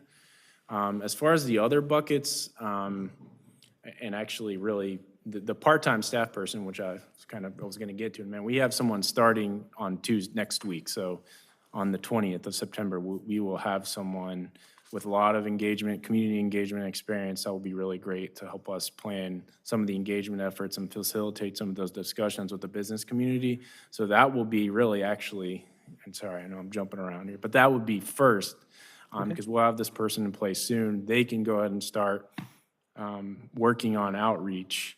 So that outreach can then kind of inform what we do really in this middle bucket, I think is a big part of it. Also potentially with the grant program too, but definitely with this middle bucket and trying to understand how we could help them. Okay.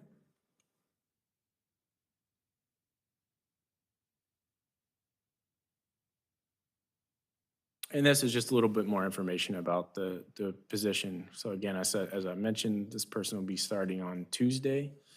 So we're really excited to have her come on board. Of course, they'll be 100% dedicated to the program. And as we shared, our plan is to, we'd be funding the position with the SBA grant. And then those would be there. Really, the focus would be, especially initially, is going to be the outreach and engagement. And then as the program matures and develops, they might be responsible for some more ongoing program development, program monitoring, helping kind of set some of the goals about what an effective program might look like and how could we measure that. So, but those are probably a little more down the road. Again, the first priority is the outreach. And then just to wrap up on the next steps, obviously we're waiting on the terms and conditions from the SBA, which I think is a big reason why I felt a little uncomfortable or hesitant to put timelines on these next steps, because I think that is an important next step, is just kind of getting that timeline understanding from them. I shared that, when the onboarding is going to happen and then business engagement will be starting. Then we will be coming back to you. I will send out the information for you to kind of fill out and give us your feedback on the small business definition for the grant program, and then we'll begin working on that RFP. So those are kind of the next steps on the more immediate picture. This is a really good job sort of creating something out of nothing. So I know that's a hard task we put before you, and we really appreciate everything you've done to this point. Any other comments on this one? Okay, so thank you very much. All right, thank you for your... Forward to your email. At this time, we have 8:43, so that took us a little less than an hour.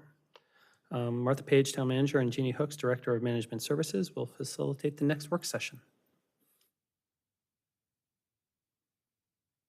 Do we want to time box this work session at all?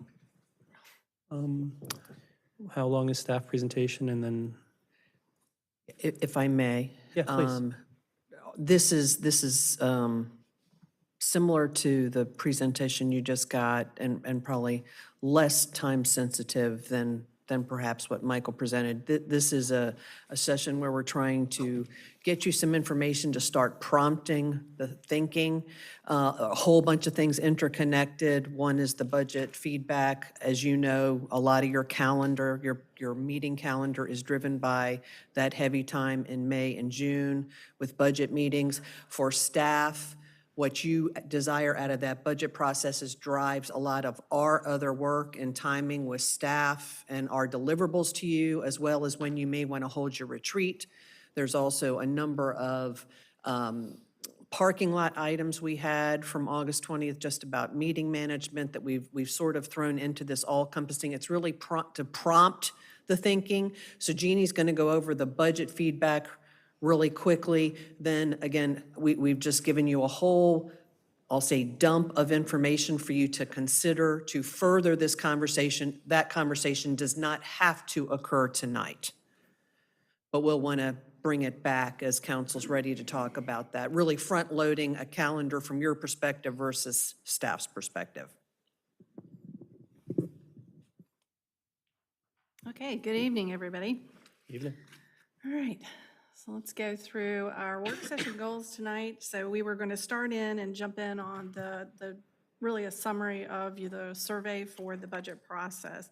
And then we have some discussion points we want to explore, and those are really things that we're not a clear consensus. Staff might need some clarification for the thoughts and the ideas, but generally just want to give you at a high level, what did I hear or synthesize, or the common interest at a high level? So let's start there, and then Martha will move into talking about summer meeting, parking lot items, and then calendar and meeting management to wrap up. They each sort of feed into each other.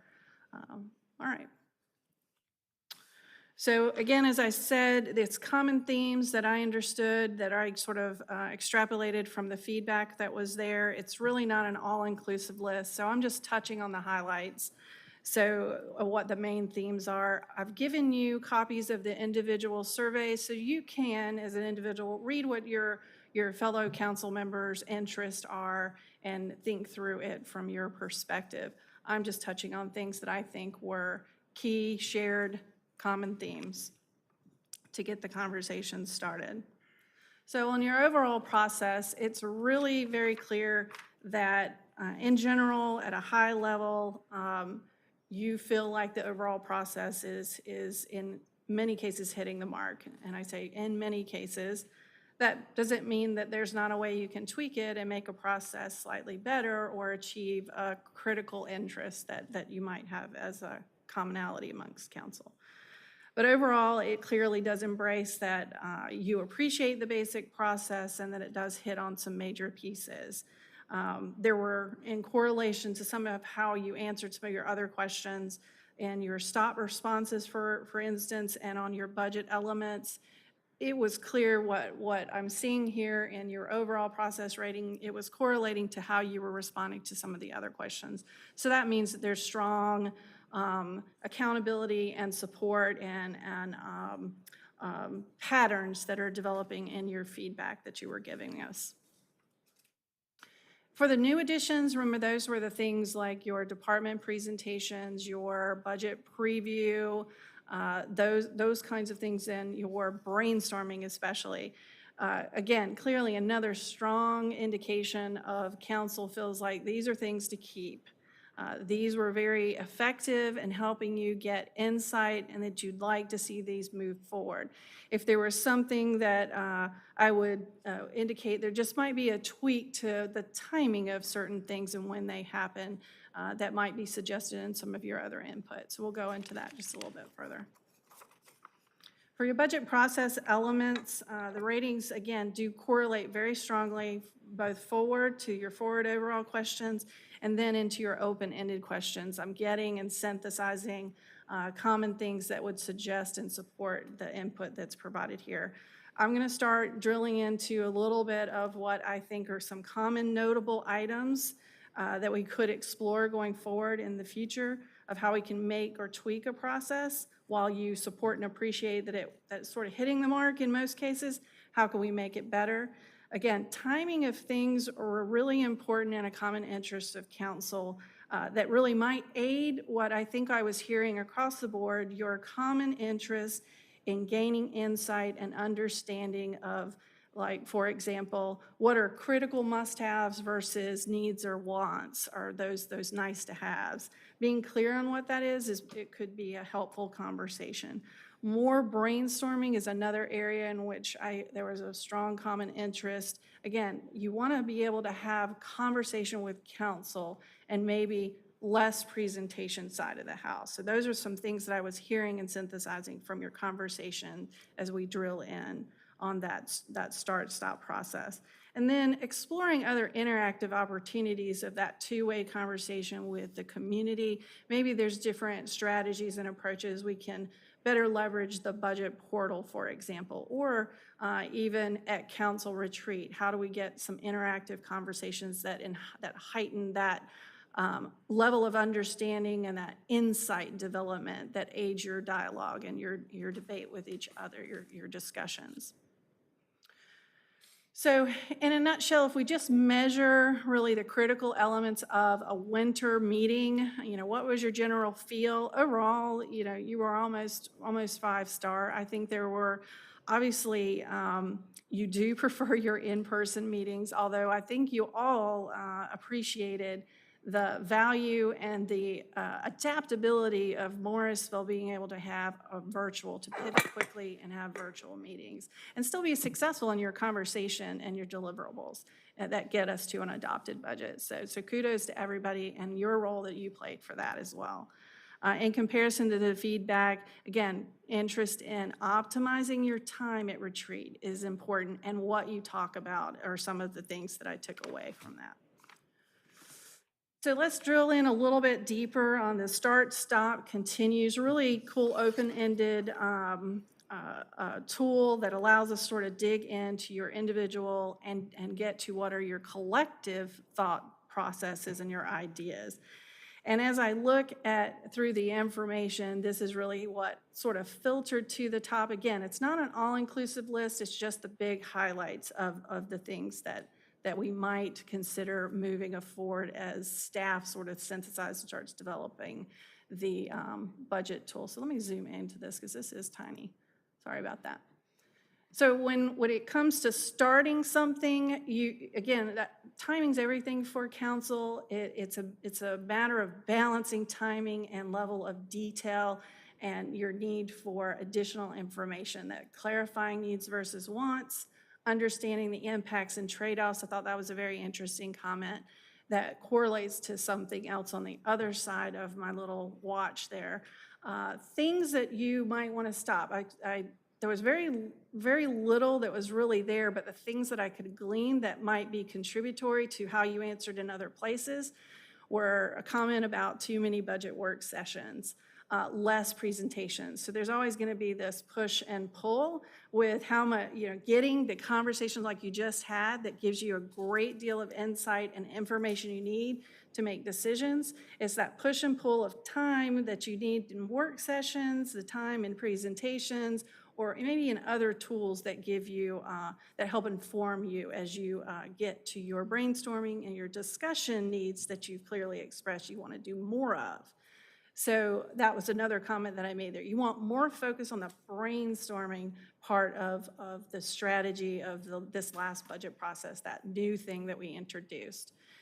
Again, many details, that there's always this push, many details versus not enough, and when can we do it, and how can we do it, that gets you that information is something that we might need to talk more about. Things to continue, again, jumping over and seeing a common pattern here, brainstorming exercises, you were very interested in continuing those. You thought it helped you stop and process and think through things, either that you needed to know more about or things that you needed to offload and share to us because you thought it was a high priority. It helped you sort of filter through a lot of details and get to really, what do you need to tell us? How can you guide us better? Department presentations overall, you thought that was wonderful. It was an opportunity for, I think, for you guys to see through the lens and perspective of a staff member, a department head. What were the challenges and opportunities? How does that correlate or align with your priorities? How is it like, or how is it not? What are the needs that you didn't know about before that maybe you know more about it now? So the presentations were a really great catalyst to get conversation and insight going for council. Your budget preview, I think you all really much you want to continue that. The caveat there is, when is the best time to do that? Earlier in the process is what I heard. So we'll talk a little bit more about that. And then, of course, balancing council manager priorities is always a part of the equation that we need to focus on and that you want to continue. So some strategies that we are working with that we might be able to help make some of this, bring it to fruition and tweak and make the process better. There are some good interactive budget portal tools that could help us create some two-way conversation, or what could be a simulator approach. There was a suggestion to do that with the community. You obviously want to bring back, I love that, bring back the simulator or Budgetopia to retreat perhaps. Certainly we can explore how we do that. I think the point there with the simulator, it sort of helps you understand the cause and effects of decisions. So you can weigh what are those critical needs versus how can you move in some wants or nice to haves, and how do you balance that picture with either raising revenues to do more or to work within the revenue sources that you know you have. And then, of course, enhancing that community awareness and trying to find new strategies that we can better leverage the portal opportunity or even other types of tools to reach out to the community. So from here, this slide is really about getting you to your conversation. And I've sort of boiled it down to 4 areas I think I did not see immediate common interest, but I thought elevated enough that we need to talk about it to get some clarity that provides council or staff some guidance as we pull together a budget development process. And things I think that council as a whole that you might want to start getting in front of sooner so that it's clear to your fellow council members where you might stand on certain topics, i.e. balancing a budget, for example. So what I want to do is sort of drill into each one of these and spend maybe 5 minutes, or we can decide if there's a different strategy or approach if we're running out of time, that we can approach this in a different way. But my intent was to take each one of the 4 items and spend time facilitating a conversation and getting some additional feedback from you using the prompt questions. I'm not sure how that would work. You could try it on the first one, see how it Well, goes. I'll go ahead and speak up. You're not good at that. 5 minutes will be 40 minutes for the first item. So Let's push it next time.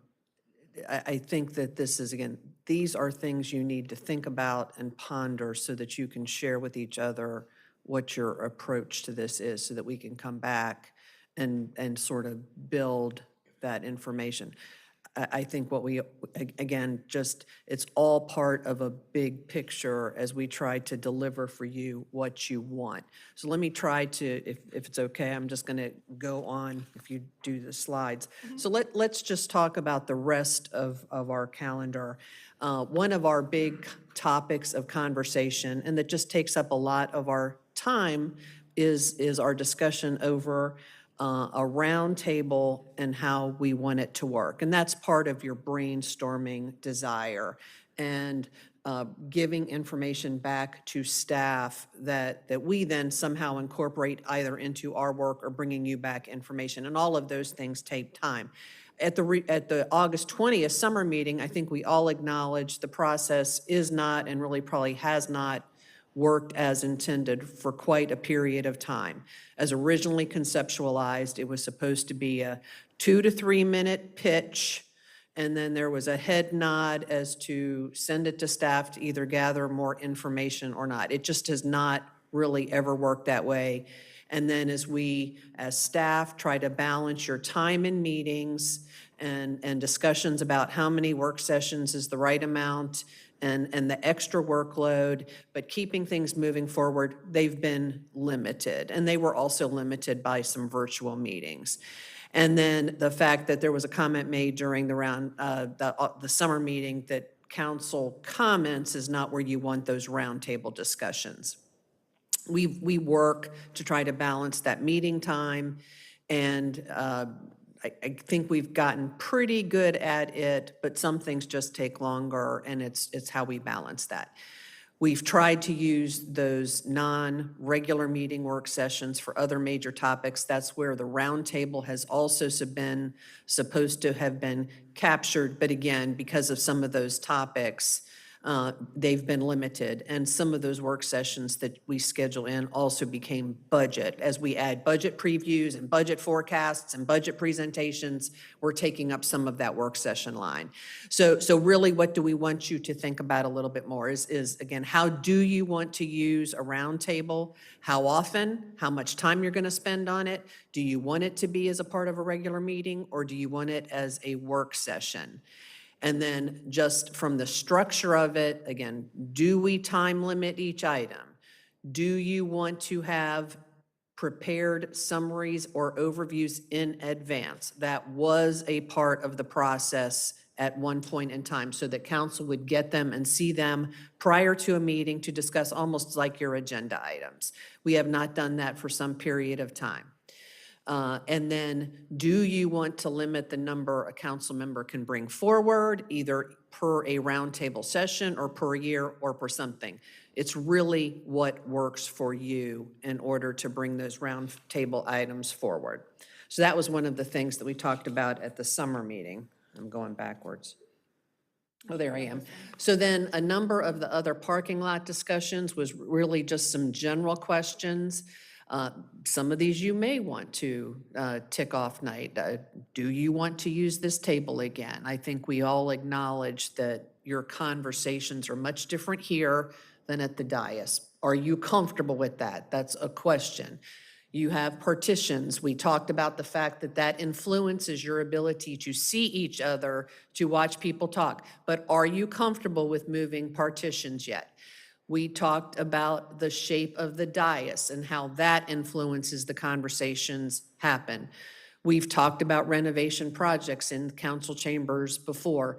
Is it time to invest in that to enhance that deliberation by council members and other upgrades associated with this facility? You talked about the structure of your meetings and where you want various components. Do you want to readdress that? You also, again, mentioned ground rules that you still wanted to have some continued discussion and consensus on, and then just overall how to increase the public engagement and getting people involved in our business. So this is the next set of information is this just shows you a little bit of what we look at as we build your calendar. You've got 2 regular meetings, a second Tuesday and a fourth Tuesday. And that's really what I'll call is required. The next 2 lines that you've seen, and this is really hopefully a tool, this is meant as a tool for you to work for.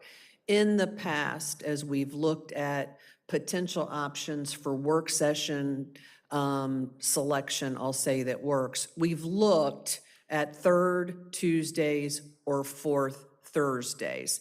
And those conversations have been around the timing of either not working 3 or 4 weeks in a row, or only having 1 meeting during a week, and everybody has individual preferences. But these are just the dates so that you can sort of see how things flow. Other things that we've talked about, at least in the past, is Mondays, and some Saturday meetings have been talked about. We've just tried to give you information to prompt your thinking. We last year sort of did a similar process and sort of whittled down work sessions to not be every month. You still have a heavy focus in May and June for a budget. Tried to leave some of the summer free, and we really had them sort of every other month this year is what we've had for work session. But this is just the start of how we start putting this information together for you to think about. So, and if there's other tools that we can provide you that'll help further your conversation about, this is not a recommendation at all. This is just dates for us to prompt the conversation about what you want to do on this matter. And then again, with meeting management, here's the real questions that we'd ask you to think about.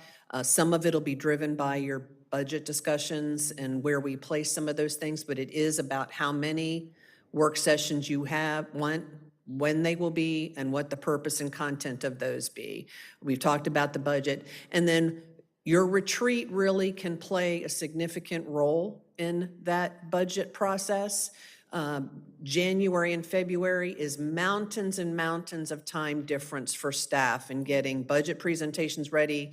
As Jeannie mentioned, the earlier we are, the less defined any of the information we can provide you is, including a forecast in the current year. So we can move things earlier, but information is just less certain the earlier we go in a year to really where we figure out we're going to end up. But all of those things are options for us to continue to talk about.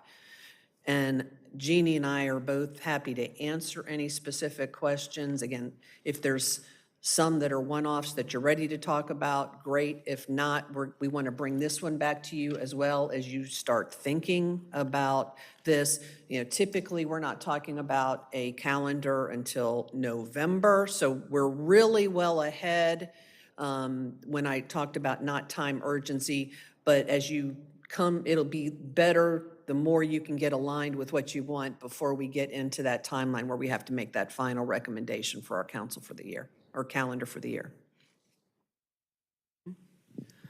That was quickly done. Good. Thank you for that, that dump of information towards us. Appreciate that. Mayor Pro Tem Johnson.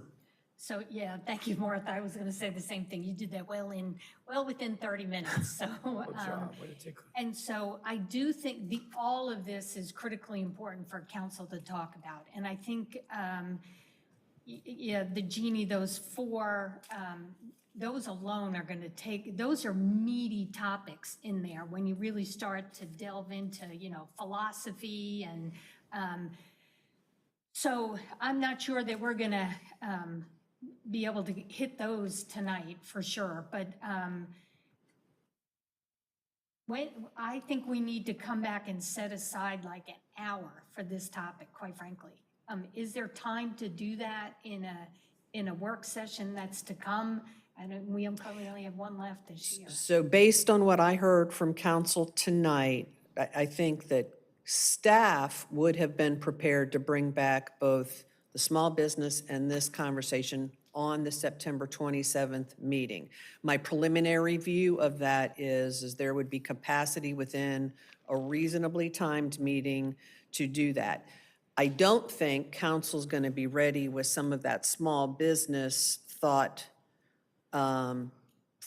because we'd have to have your information really by the end of this week for him to prepare an item for September 27th. For this one, we don't really have to prepare anything. We want to just prompt your thinking. So this one could come back at next meeting if we want to devote an hour to it. Well, respectfully, Martha, it's Tuesday. There's 6 questions on this questionnaire for the small business thing. I mean, can anybody not get this done by the end of the week? Well, I got the sense that people might want to talk to some other people. Sure. And think about things and just recognizing we're preparing a draft agenda for 2 weeks by Friday that we start loading our documents in. And that's sometimes difficult for people to turn around without a weekend to do it. Okay. I have mine done. Nice. We can work hard to get it done and get it back to you by Friday. Some of us can. I was just going to say, be careful. Yeah, be careful about Speak that. for everybody. Fair enough. I was going to say, Trying to be optimistic. I would hope too, but I'm not sure that would work. So I was just going to say, I kind of like the suggestion Martha just made about maybe pushing the SBA to October and really giving us time to talk about, I think these issues are really important. When we're talking about meeting management and, you know, calendars for next year, and then the parking lot items that we had from the August 20th are, you know, maybe those we could hit out right now, you know, get them off the plate right now, because those are pretty quick. But I think the rest of them are going to be a little more time consuming. And I don't want to be rushed when we have this conversation.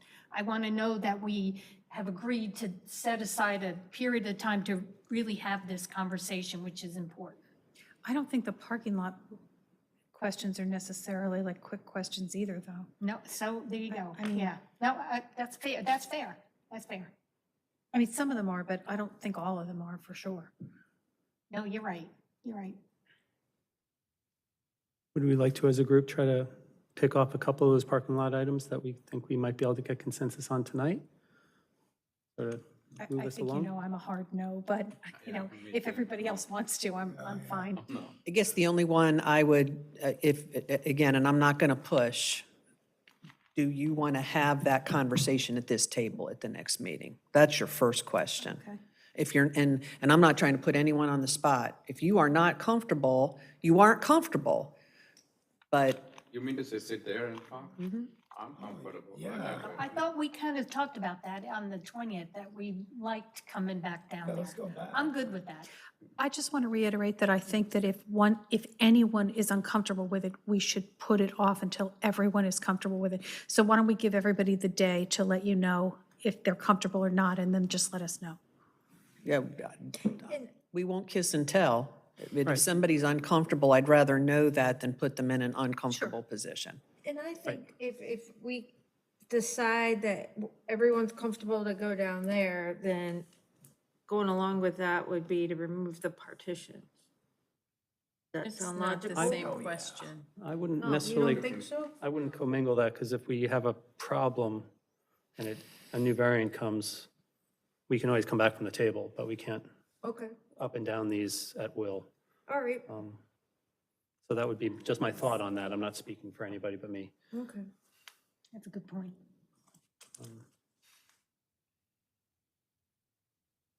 So you will let us know if anyone opts out of going down there.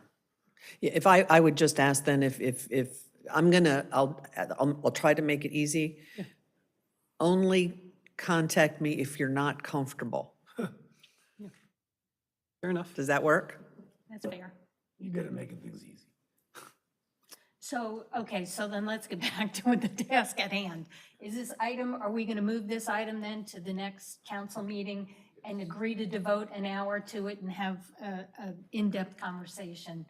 Yes, my thing is, as long as it's not a long agenda again, because I thought September was a light load, but it's pretty much filling up, going till 10 o'clock. It's going to be a similar length meeting, September 27th, with this item on it. We're not missing any deadlines for the SBA? Okay, good. Good, good.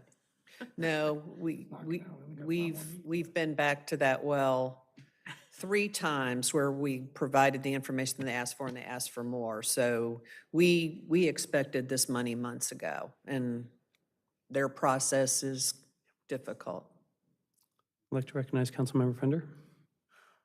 So I know this is probably a larger question, but it feeds into what you're asking is, you know, I at one point, we had in our calendar more work session meetings where we would have had a work session meeting on a Thursday where we could have discussed these 2 work session topics in a roundtable item. So why can't we, I know that's part of this discussion, but it may also solve talking about the work sessions.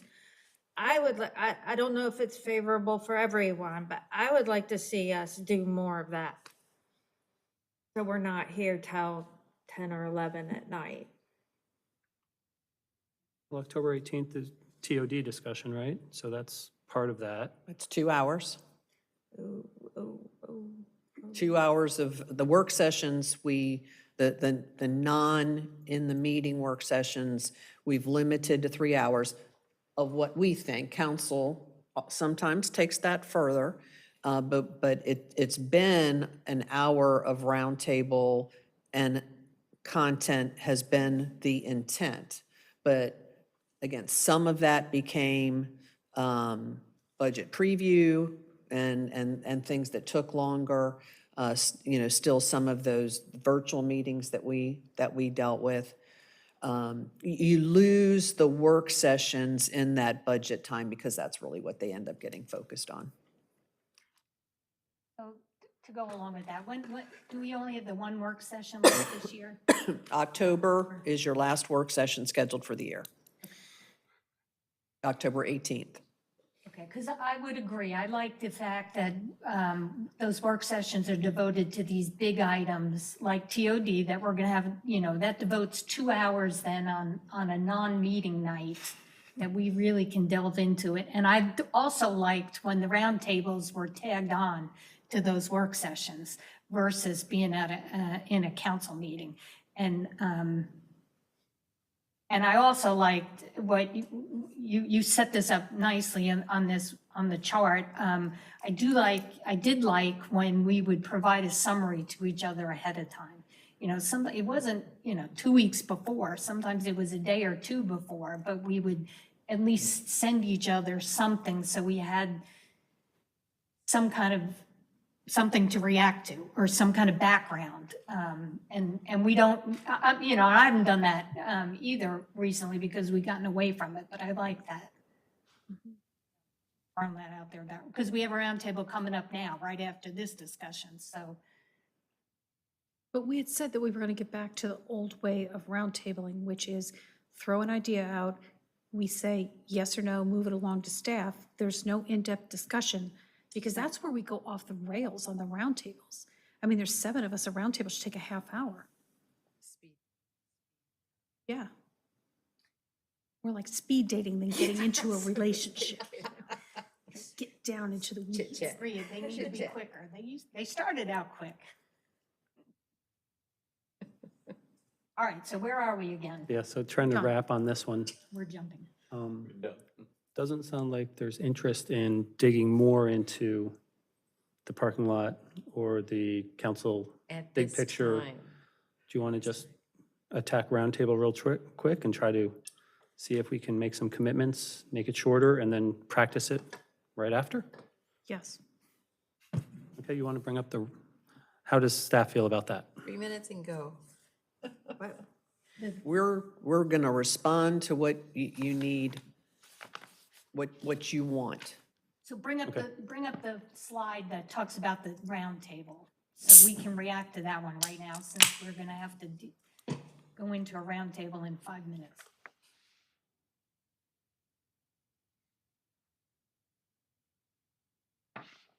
Big discussion again, then. You think this one's a big deal?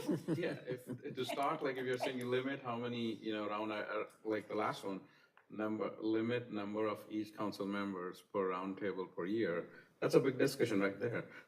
Who's going to keep track? That's a prompt question. We don't have to answer all of these questions right now, but it's a start. I would say let's get the round table going. Let's go to the round table, say we're gonna go fast, we're not gonna get down into the weeds. Exactly. And see if we can do it. Okay, Go. Then if we can, problem solved. okay. So then I'm going to repeat again, then this whole topic, which we keep punting, are we going to talk about this at the next meeting and devote an hour to it to kind of go through these? Depends on how we do it today, so we got to be good. What in particular would you like to have answered now? I don't need anything answered right now. I Okay. don't think there's a desire right now. Okay. And I'm just, you won't like what I have to say. An hour won't be enough next time either. So I think you just have to commit to pushing through it as you work through these topics. My friend Aaron has requested the items that we are starting to key up for the October through the December meetings. So we'll be able to start fleshing that out as well. But again, there's only the one work session left. So you're talking about, it would be December, January. We've also limited in those months based on what you end up wanting your retreat to be for when roundtables would fall. Well, so I'm going to throw this out there. I think when we come back to have this discussion, we need to really talk about the calendar. I need to know when our retreat is, quite frankly. So for my personal planning purposes, so I would ask that I think, and you need that. We need to have that solid by the first meeting in December so we can vote on a calendar for 2023. So. And I agree with you, Martha. I think these are important topics that affect the work that we do, and we need to get through them. But not tonight. Councilmember Rabadi, your thing up? Oh, You have sorry, I was comments? starting the round table. Okay. No, this at least was prepared, at least my perspective, to prompt the discussion. And the fact that we were working on that and Jeannie had the budget feedback ready, it just aligned well because it's the whole package for you. Right. Okay. So committed to an hour discussing this large stuff, shift right to roundtable right now? Part of this meeting? Right now? 5-minute break. We have to do a We'll take a break closed session, so. to go into closed session, so Well, if we do an hour of roundtable, that's. I don't think that's going to happen tonight, given the way we're hoping. Would you like a 10-minute break? Would that help? If anyone wants a break, I'm always trying to give it to them. So can we at least ask who all have the round table? I don't have anything, so that's one less. I have a short one. I had a short one, but I can just wait. Sounds like 5 or 6. 5? So 5 minutes each, optimistically. It's a half hour. Would you like a break now, Councilmember Scroggin-Johnson? Nope, if we do it 30 minutes. 30 Okay, minutes. let's try for 30 minutes. Let's go. If you have roundtable item, please put up your blue thing, and I'll recognize in order I see.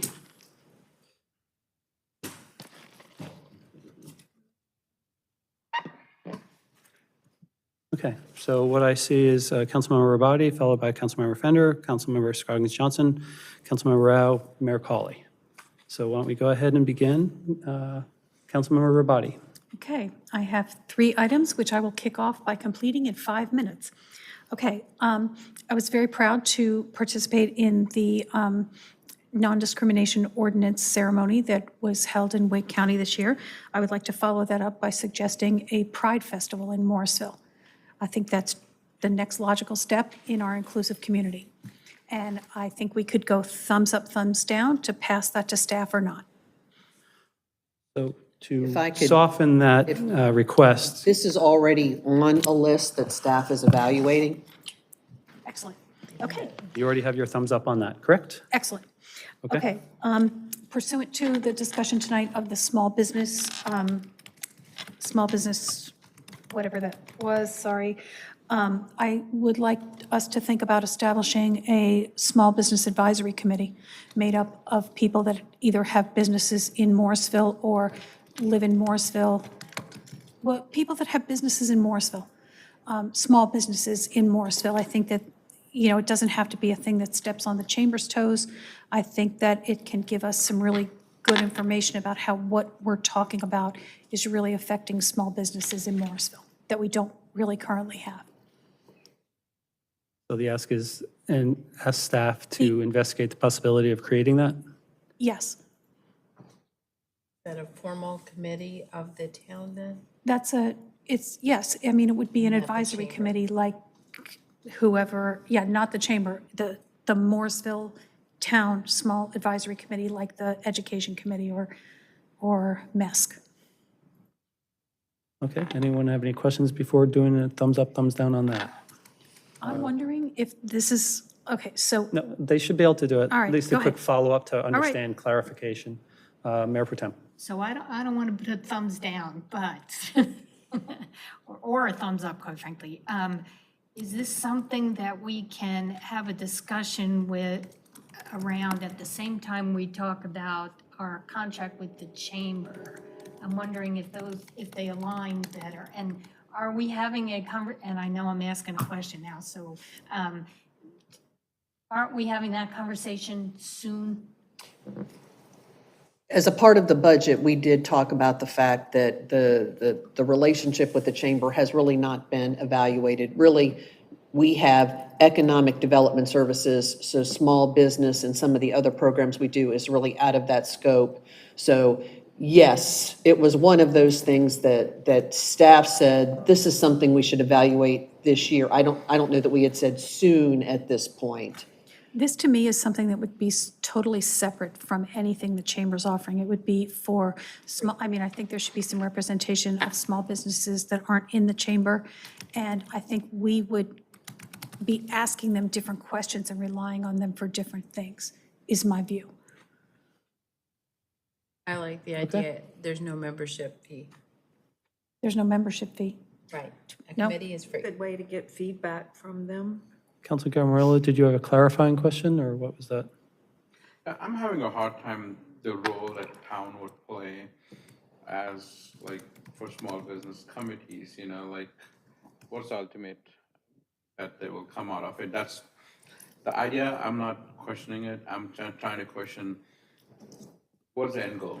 What's their charter? So to me, their charter would be to advise the council on potential issues to small business of policies that we're looking at that we may not have the insight to consider, to offer insights into the real effect of our policies, of our budgets, of our amenities, of our whatever, the effect that they're really going to have on small businesses. That's my thought. Okay, can we go ahead and do a thumbs up, thumbs down on that request then, and we can move it along? Everyone comfortable with that? Okay, Thumbs up mean evaluate? thumbs up, ask staff to evaluate having a committee of small business outside of the chamber. Okay, I would like, well, I mean, I'd like to hear from the staff though, of what, I mean, I'm in favor That's of what it. the But whole it's the question question That's to ask the staff will bring us back their thoughts. Oh, okay, all right. So 'cause- thumbs up if yes, to ask staff. So, and. ask staff to do it. It's not a Yeah, but guarantee. it's not saying that we're going to move forward. It's we're going to No, it's we're evaluate. gonna 'Cause I evaluate- think the goal and the criteria in the charter is critically important. To create a group there needs to be a solid. It's Exactly. in a briefing. We So can that, vote up right, or so that's what down. I'm That's what I saying. just Let's said. ask That's- staff to come back with that information would be my ask for tonight. Okay, That's fine.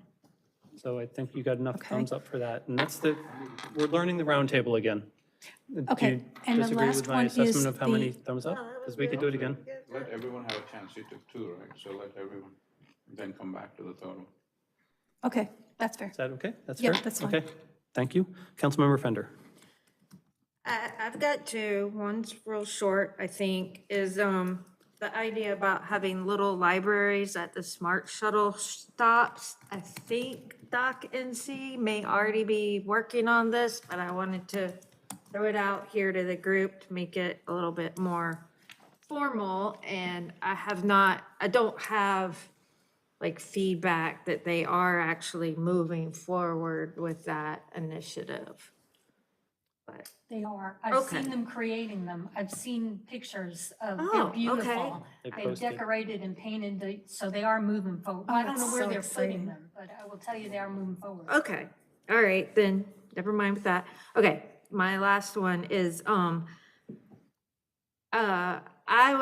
Excuse me, so clarification, what's the status of that item?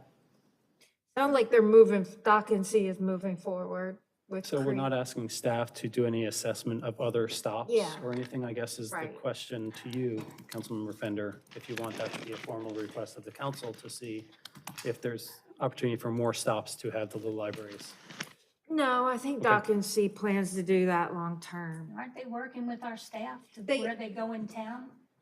I don't know that answer. I thought, what I had understood from Anita was that she talked to Caleb and Jerry Allen about the potential of putting them at the Aquatics and Fitness Center and at the place in Savannah. But I had not heard that that was actually moving forward or anything was becoming of that. I will tell you, all I know, so maybe we should ask if we could get who are they working with on staff and where do they plan on putting them? Might be a really good feedback. I know they are, I've seen, they're beautiful. Okay, because I've seen them. I went out in looking pictures, on the not- internet one time, looking to see whether they had started doing anything, and I hadn't seen anything. But, okay, and then lastly was, if it's possible to long-term, not tomorrow or anything, look at having the smart shuttle have a scheduled route to Wake Tech in the mornings and in the afternoons, to provide, so that, because from what I'm understanding from feedback, getting that on-demand service is not consistent, and it would benefit the kids that are going to the early college, Wake Tech, and then we'll also have a second high school there in a few years, and it could benefit students going to Wake Tech. So, yes, is the rest of the council interested in that, the staff looking at doing that long-term? I could maybe ask, could the question be asking staff to make that one of the pointed survey questions as they analyze the first year of service, to see if that would be something? I think they're already going to be looking at the service and different options and amenities. So I think we want them to really look very carefully at that in particular. I think they're maybe already starting to do that, but I don't want to hijack your thing. I don't know how what you said is different, but. It's to not really assess that different, the- it's just, To assess the potential of having a scheduled route through our nodes to Wake Tech in the morning and having a scheduled route in the afternoons. Oh, has everyone been privy to the information that Caleb has shared? I don't know I mean, I've looked at that information. I think, like, and I was talking to Giselle before the meeting about this. I think that data, it may not be, is not going to be accurate when so many of the kids are demanding it all requesting it all at the same time, and they're getting errors and they're not able to get through. And so Giselle did not know whether, is that data the number, like when they get an error, is that data recorded? We don't know. So I would just like to see the town work with the Wake Tech, early college, high school to see whether there's a possibility. I mean, we know the schools are having trouble hiring enough bus drivers. If there's a possibility of where Wake County could work with us to establish that route, may potentially even pay for. If I could just, our contract is for an on-demand service, so it's just a broader discussion. It's a contracted on-demand service that we have grants and everything else associated with. It's just a bigger question than what Councilmember Fender's asking. I guess, so I'm not saying like do this tomorrow or 6 Could I- months. I realize there's a contract. My request would be that we could look at that possibility long-term. The contract could change. So I appreciate you raising this question because I think that, several of us have heard this through social media channels and also read the email exchanges that have been sent to council. It's unfortunate at this time that we don't have a regular route around the town. It was very difficult to get any transit service, and through, collaboration with Wake County and Go Triangle, the on-demand service was the one that we were able to get the best cost-sharing model. I would like to see us expand that to not just nodes, but on-demand from address to address. But I don't think that that is going to be possible with the current capacity that we have with only 2 shuttles and the current way that we've configured. I'd also like to see more shelters throughout the town because I think that that would be good. As far as the relationship and the transportation challenges of Wake County Public Schools, I have had both of my children in magnet schools, and I have had to provide transportation to Wake County Public Schools in Raleigh every day for 5 years. So I don't understand this situation.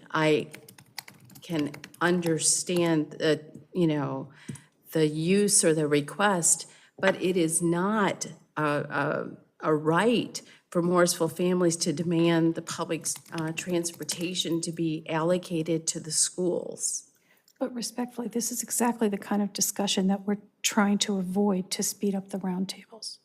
Exactly. So I'm not in support of that. Okay, so are we ready to just do thumbs up, thumbs down on that one? Sorry. No, it's Can I just say one thing, though? Of course. In defense of that, I mean, yeah, I've had to give my own child rides every day. I'm not saying that the parents have a right to use it, but it is supposed to be used by residents. If they have a need and they're unable to get it scheduled because there is so much of a demand for it, then it seems to me that it would be beneficial for the town to work with the residents and work with Wake County Schools to devise some way of scheduling that route to help them. They are still residents of the town.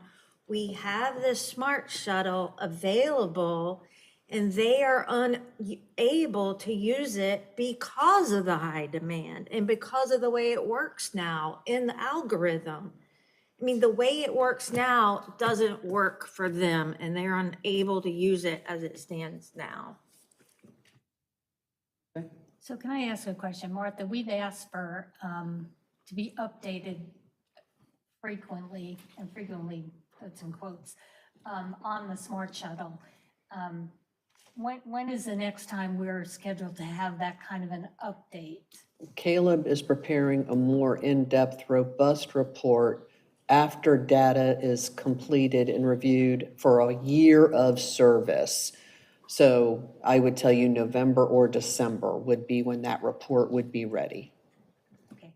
I personally would rather have this discussion when I have more information on the data and then where we want to go with the program. So I would say I don't need staff to do anything right now on this issue until we have that kind of a presentation. And it is 1 year this October. Didn't we start it a year ago? Okay, good. So we should have some solid data to really take a look at and evaluate the program and how the smart shuttles work. And I think that would be the time to have this discussion. The other thing I would just add is when you take a service away from one part, when you offer this service to one part of the community, you have to take it away from the other part of the community. And I think that's, I don't know what that means. So that's why the data would be important to have before I can weigh in on this.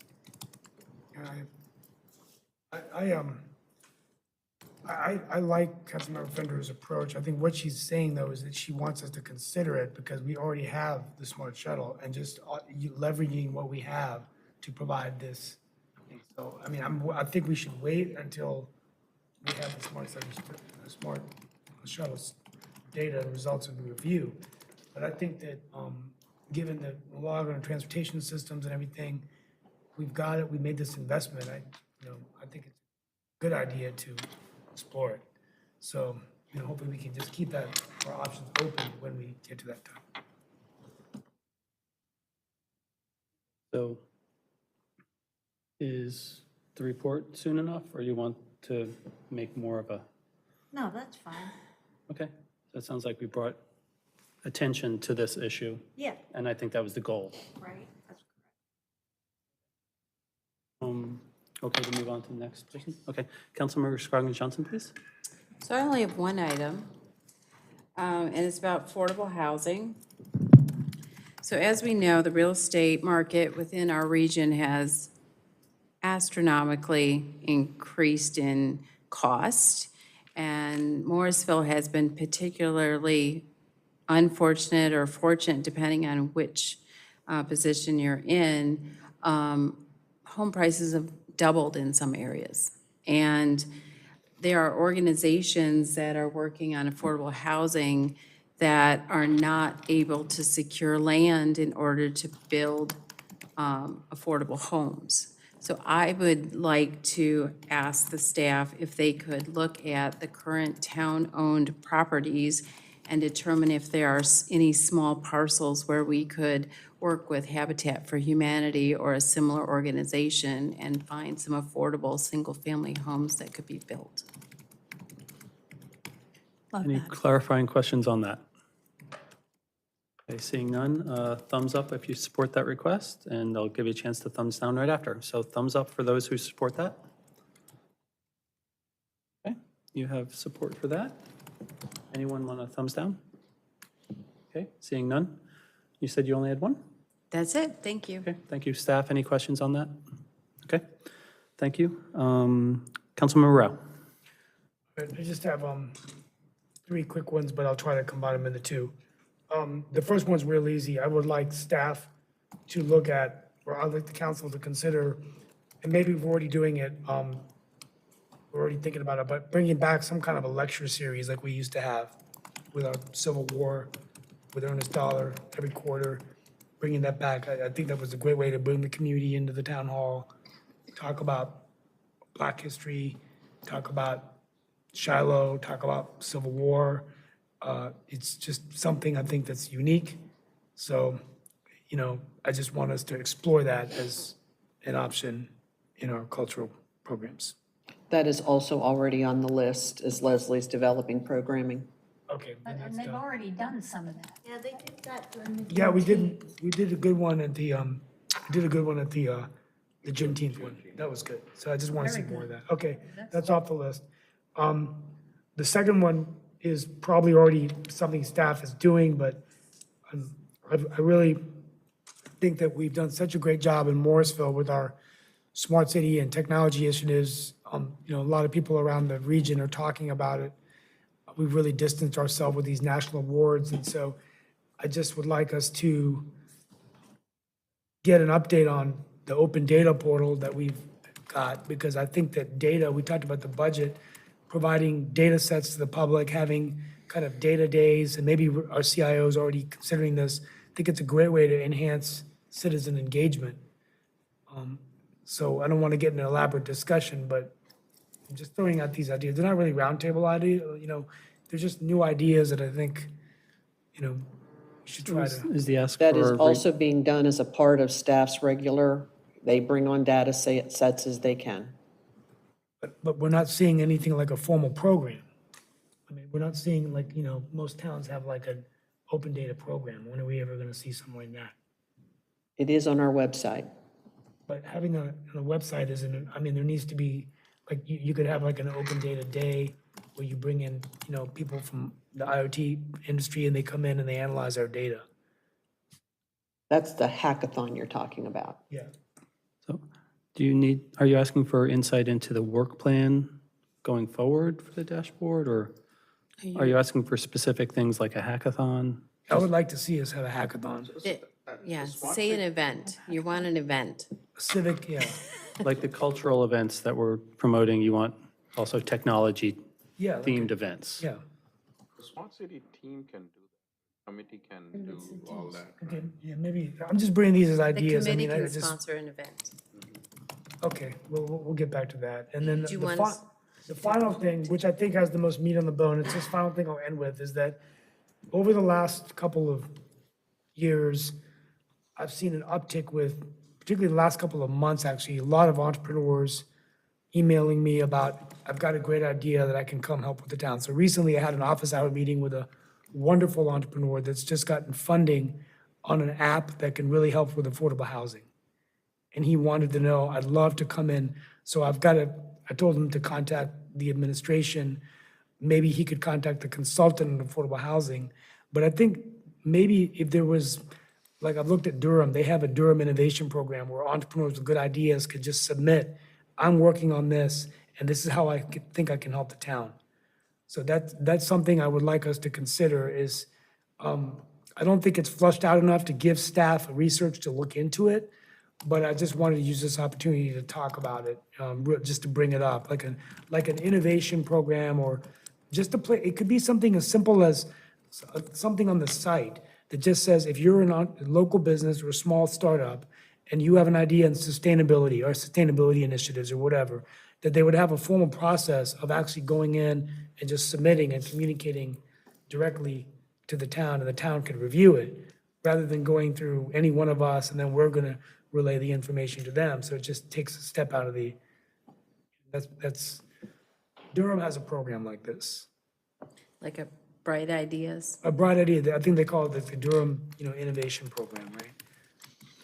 So I'm gonna table it for now, but I think the point is that these roundtables should really be used as a way to bring up some new things, but we don't want to overload staff with a bunch of asks. I'm gonna pull it back. I'm not asking staff for anything, but Why don't you send us a link to- Steve, say, council, do you support us creating a suggestion box? Can staff ask, can we ask staff to come up with an idea about an electronic suggestion box? yeah, maybe that's, Just, Well, I think what he's asking for is something bigger than that. well, of course he is, but let's start small. I was gonna say, can you send us a link to the Durham program? you're yeah, talking let me about? do that. I'm sorry. I just had to get this. Steve, my opinion is, all that you're saying is all under the bucket of smart cities, initiatives, like even an app development and all those things. So I think the pitching should come from that committee to do any of the things, because they're volunteers, and you have hired the best there, who can at least guide to do something. There's a way to, all right, well, those are mine. There's no, I just wanted to bring those 3 ideas up. So. Okay. Thank you for sharing those. Good food for thought. Dan's third one. And what? And still has one. Yep, and I still have 2 real quick. It's 9:46, I'll try to be quick. I sent you an, 26 minutes so far. okay. Keeping track for you all. I sent you guys, sent my colleagues. First one is ask staff to evaluate how tennis backboards could be incorporated into our tennis program and assess what are the implications for ongoing maintenance, usage of courts for regular play, et cetera. Does anyone have any questions about that? We're just asking staff to look into it and report back. Yes. That's fine with me. Okay, thumbs up or thumbs down? Thumbs up first? Yes, any thumbs down? Seeing none. Okay, thank you all very much. Second one, it's requesting council to consider a resolution to support the My Future NC attainment goal. My Future NC is a statewide nonprofit organization focused on educational attainment and is the result of a cross-sector collaboration between North Carolina leaders in education, business, and government.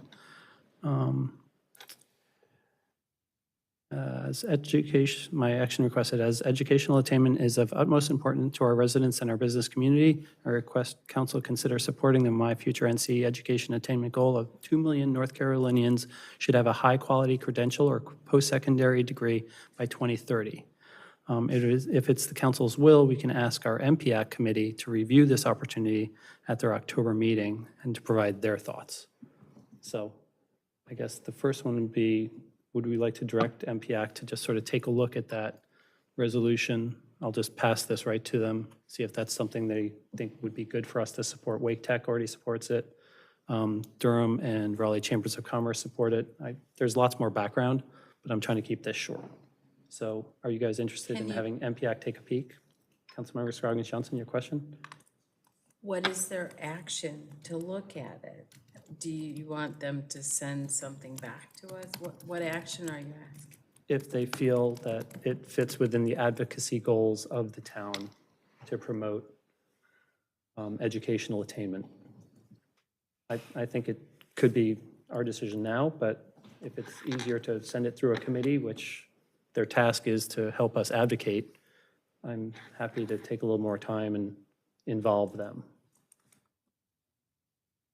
I think Councilmember Garamella has a comment. Yeah, my question is very simple, right? When we do this resolution, what is the advantage that we get out of it? Okay, we'll give a resolution, what's the value add for town? It just demonstrates our support for educational attainment. So I think we have already demonstrated in many ways with having our own education committee and the board. So what is special? That is it just like one more nonprofit which is asking for a resolution, or is it really going to help? So that's where I'm trying to understand. Right. The idea is that we can demonstrate to our community that we are fully supportive and we're adding to their strength of their resolution, and it would help other municipalities also do the same thing. But We would be 50% of the first. people in No our one else community has have because they advanced haven't asked other degrees. municipalities. I'm sorry, go ahead. I said 50% of the people in our community have advanced degrees. I mean, I think, I don't know, I would rather follow the lead of some municipalities that, where there is an actual need for a resolution like this. You know, I mean, I honestly think that for a town with a median income of $100 and some $1,000, and where 50% of the people have advanced degrees, to sign on to a pro-education resolution is, I don't see that as having any value for the people in our town. I mean, we all already value education, like, you know what I'm saying? And as you said, a lot of us already have it, but some don't. And showing leadership and support for a robust economy and ongoing education attainment is just something that we can go forward with. So I almost was going to say, send it to the committee. I think that would be appropriate, and let them weigh in. And yet, now that I think about it, you don't have to have a degree to be a successful person in a community. And you don't have to have a PhD or a master's or a bachelor's or even an associate's degree to, Especially in this economy. yeah, so I'm second guessing how I feel about that, quite Well, frankly. these are trade certificates too, and Wake Tech type things. So, I'm not prepared to weigh in tonight. I want to do some more homework. okay. So just the softer ask, would people be interested in sending this? Oh, so you don't even want to vote? I don't want to vote. I am neutral at this time. I do not want to send it to the committee, and I don't want to vote. Okay. Because I, too, think trades should I want to know what their position on trades are. And I'm not going to discuss it within 5 minutes. Right. So. Understood. Okay. I'll resend my item for people to consider. I appreciate that. So I'm done with mine. I will circle back to Councilmember Rabati. I'm good, thank you. Does anyone, go ahead, put your things down. Does anyone have another one that they would like to address? 'Cause I think we're just about at time. 2 minutes over. That was good. I do. Do you? No, you don't. Okay. Thank you all very much. We're getting towards how that was intended. That was good. So that was good. At this time, You don't need the slide, Liz, now. We did Right. it good. is there anything for the good of the order before we go towards closed session, town manager page? No. Okay. We have one closed session this evening to discuss a personnel matter. As we have no plans for business after the closed session, at this time, I would like to thank you for watching this meeting of the Morrisville Town Council. We hope you plan to join us again. Please feel free to email your town council members at towncouncil@townofmorrisville.org or visit www.townofmorrisville.org/council for additional contact information. At this time, I'd ask for a motion to enter into closed session. I make that oh, go ahead. Before I do, just a reminder that we've got, there's the Dragon Boat Festival. We forgot to mention that on Saturday at Kokobu. Just will send that. Thank you very much. Pursuant to 143.318.11A6, I move that we go into closed session to discuss a personnel matter. Second. I have a motion and a second. All those in favor of going to closed session, please say aye. Aye. Any opposed? Hearing none, that carries unanimously, 9-7-0. It is 9:54. We're going to take a 15-minute break. Please reconvene.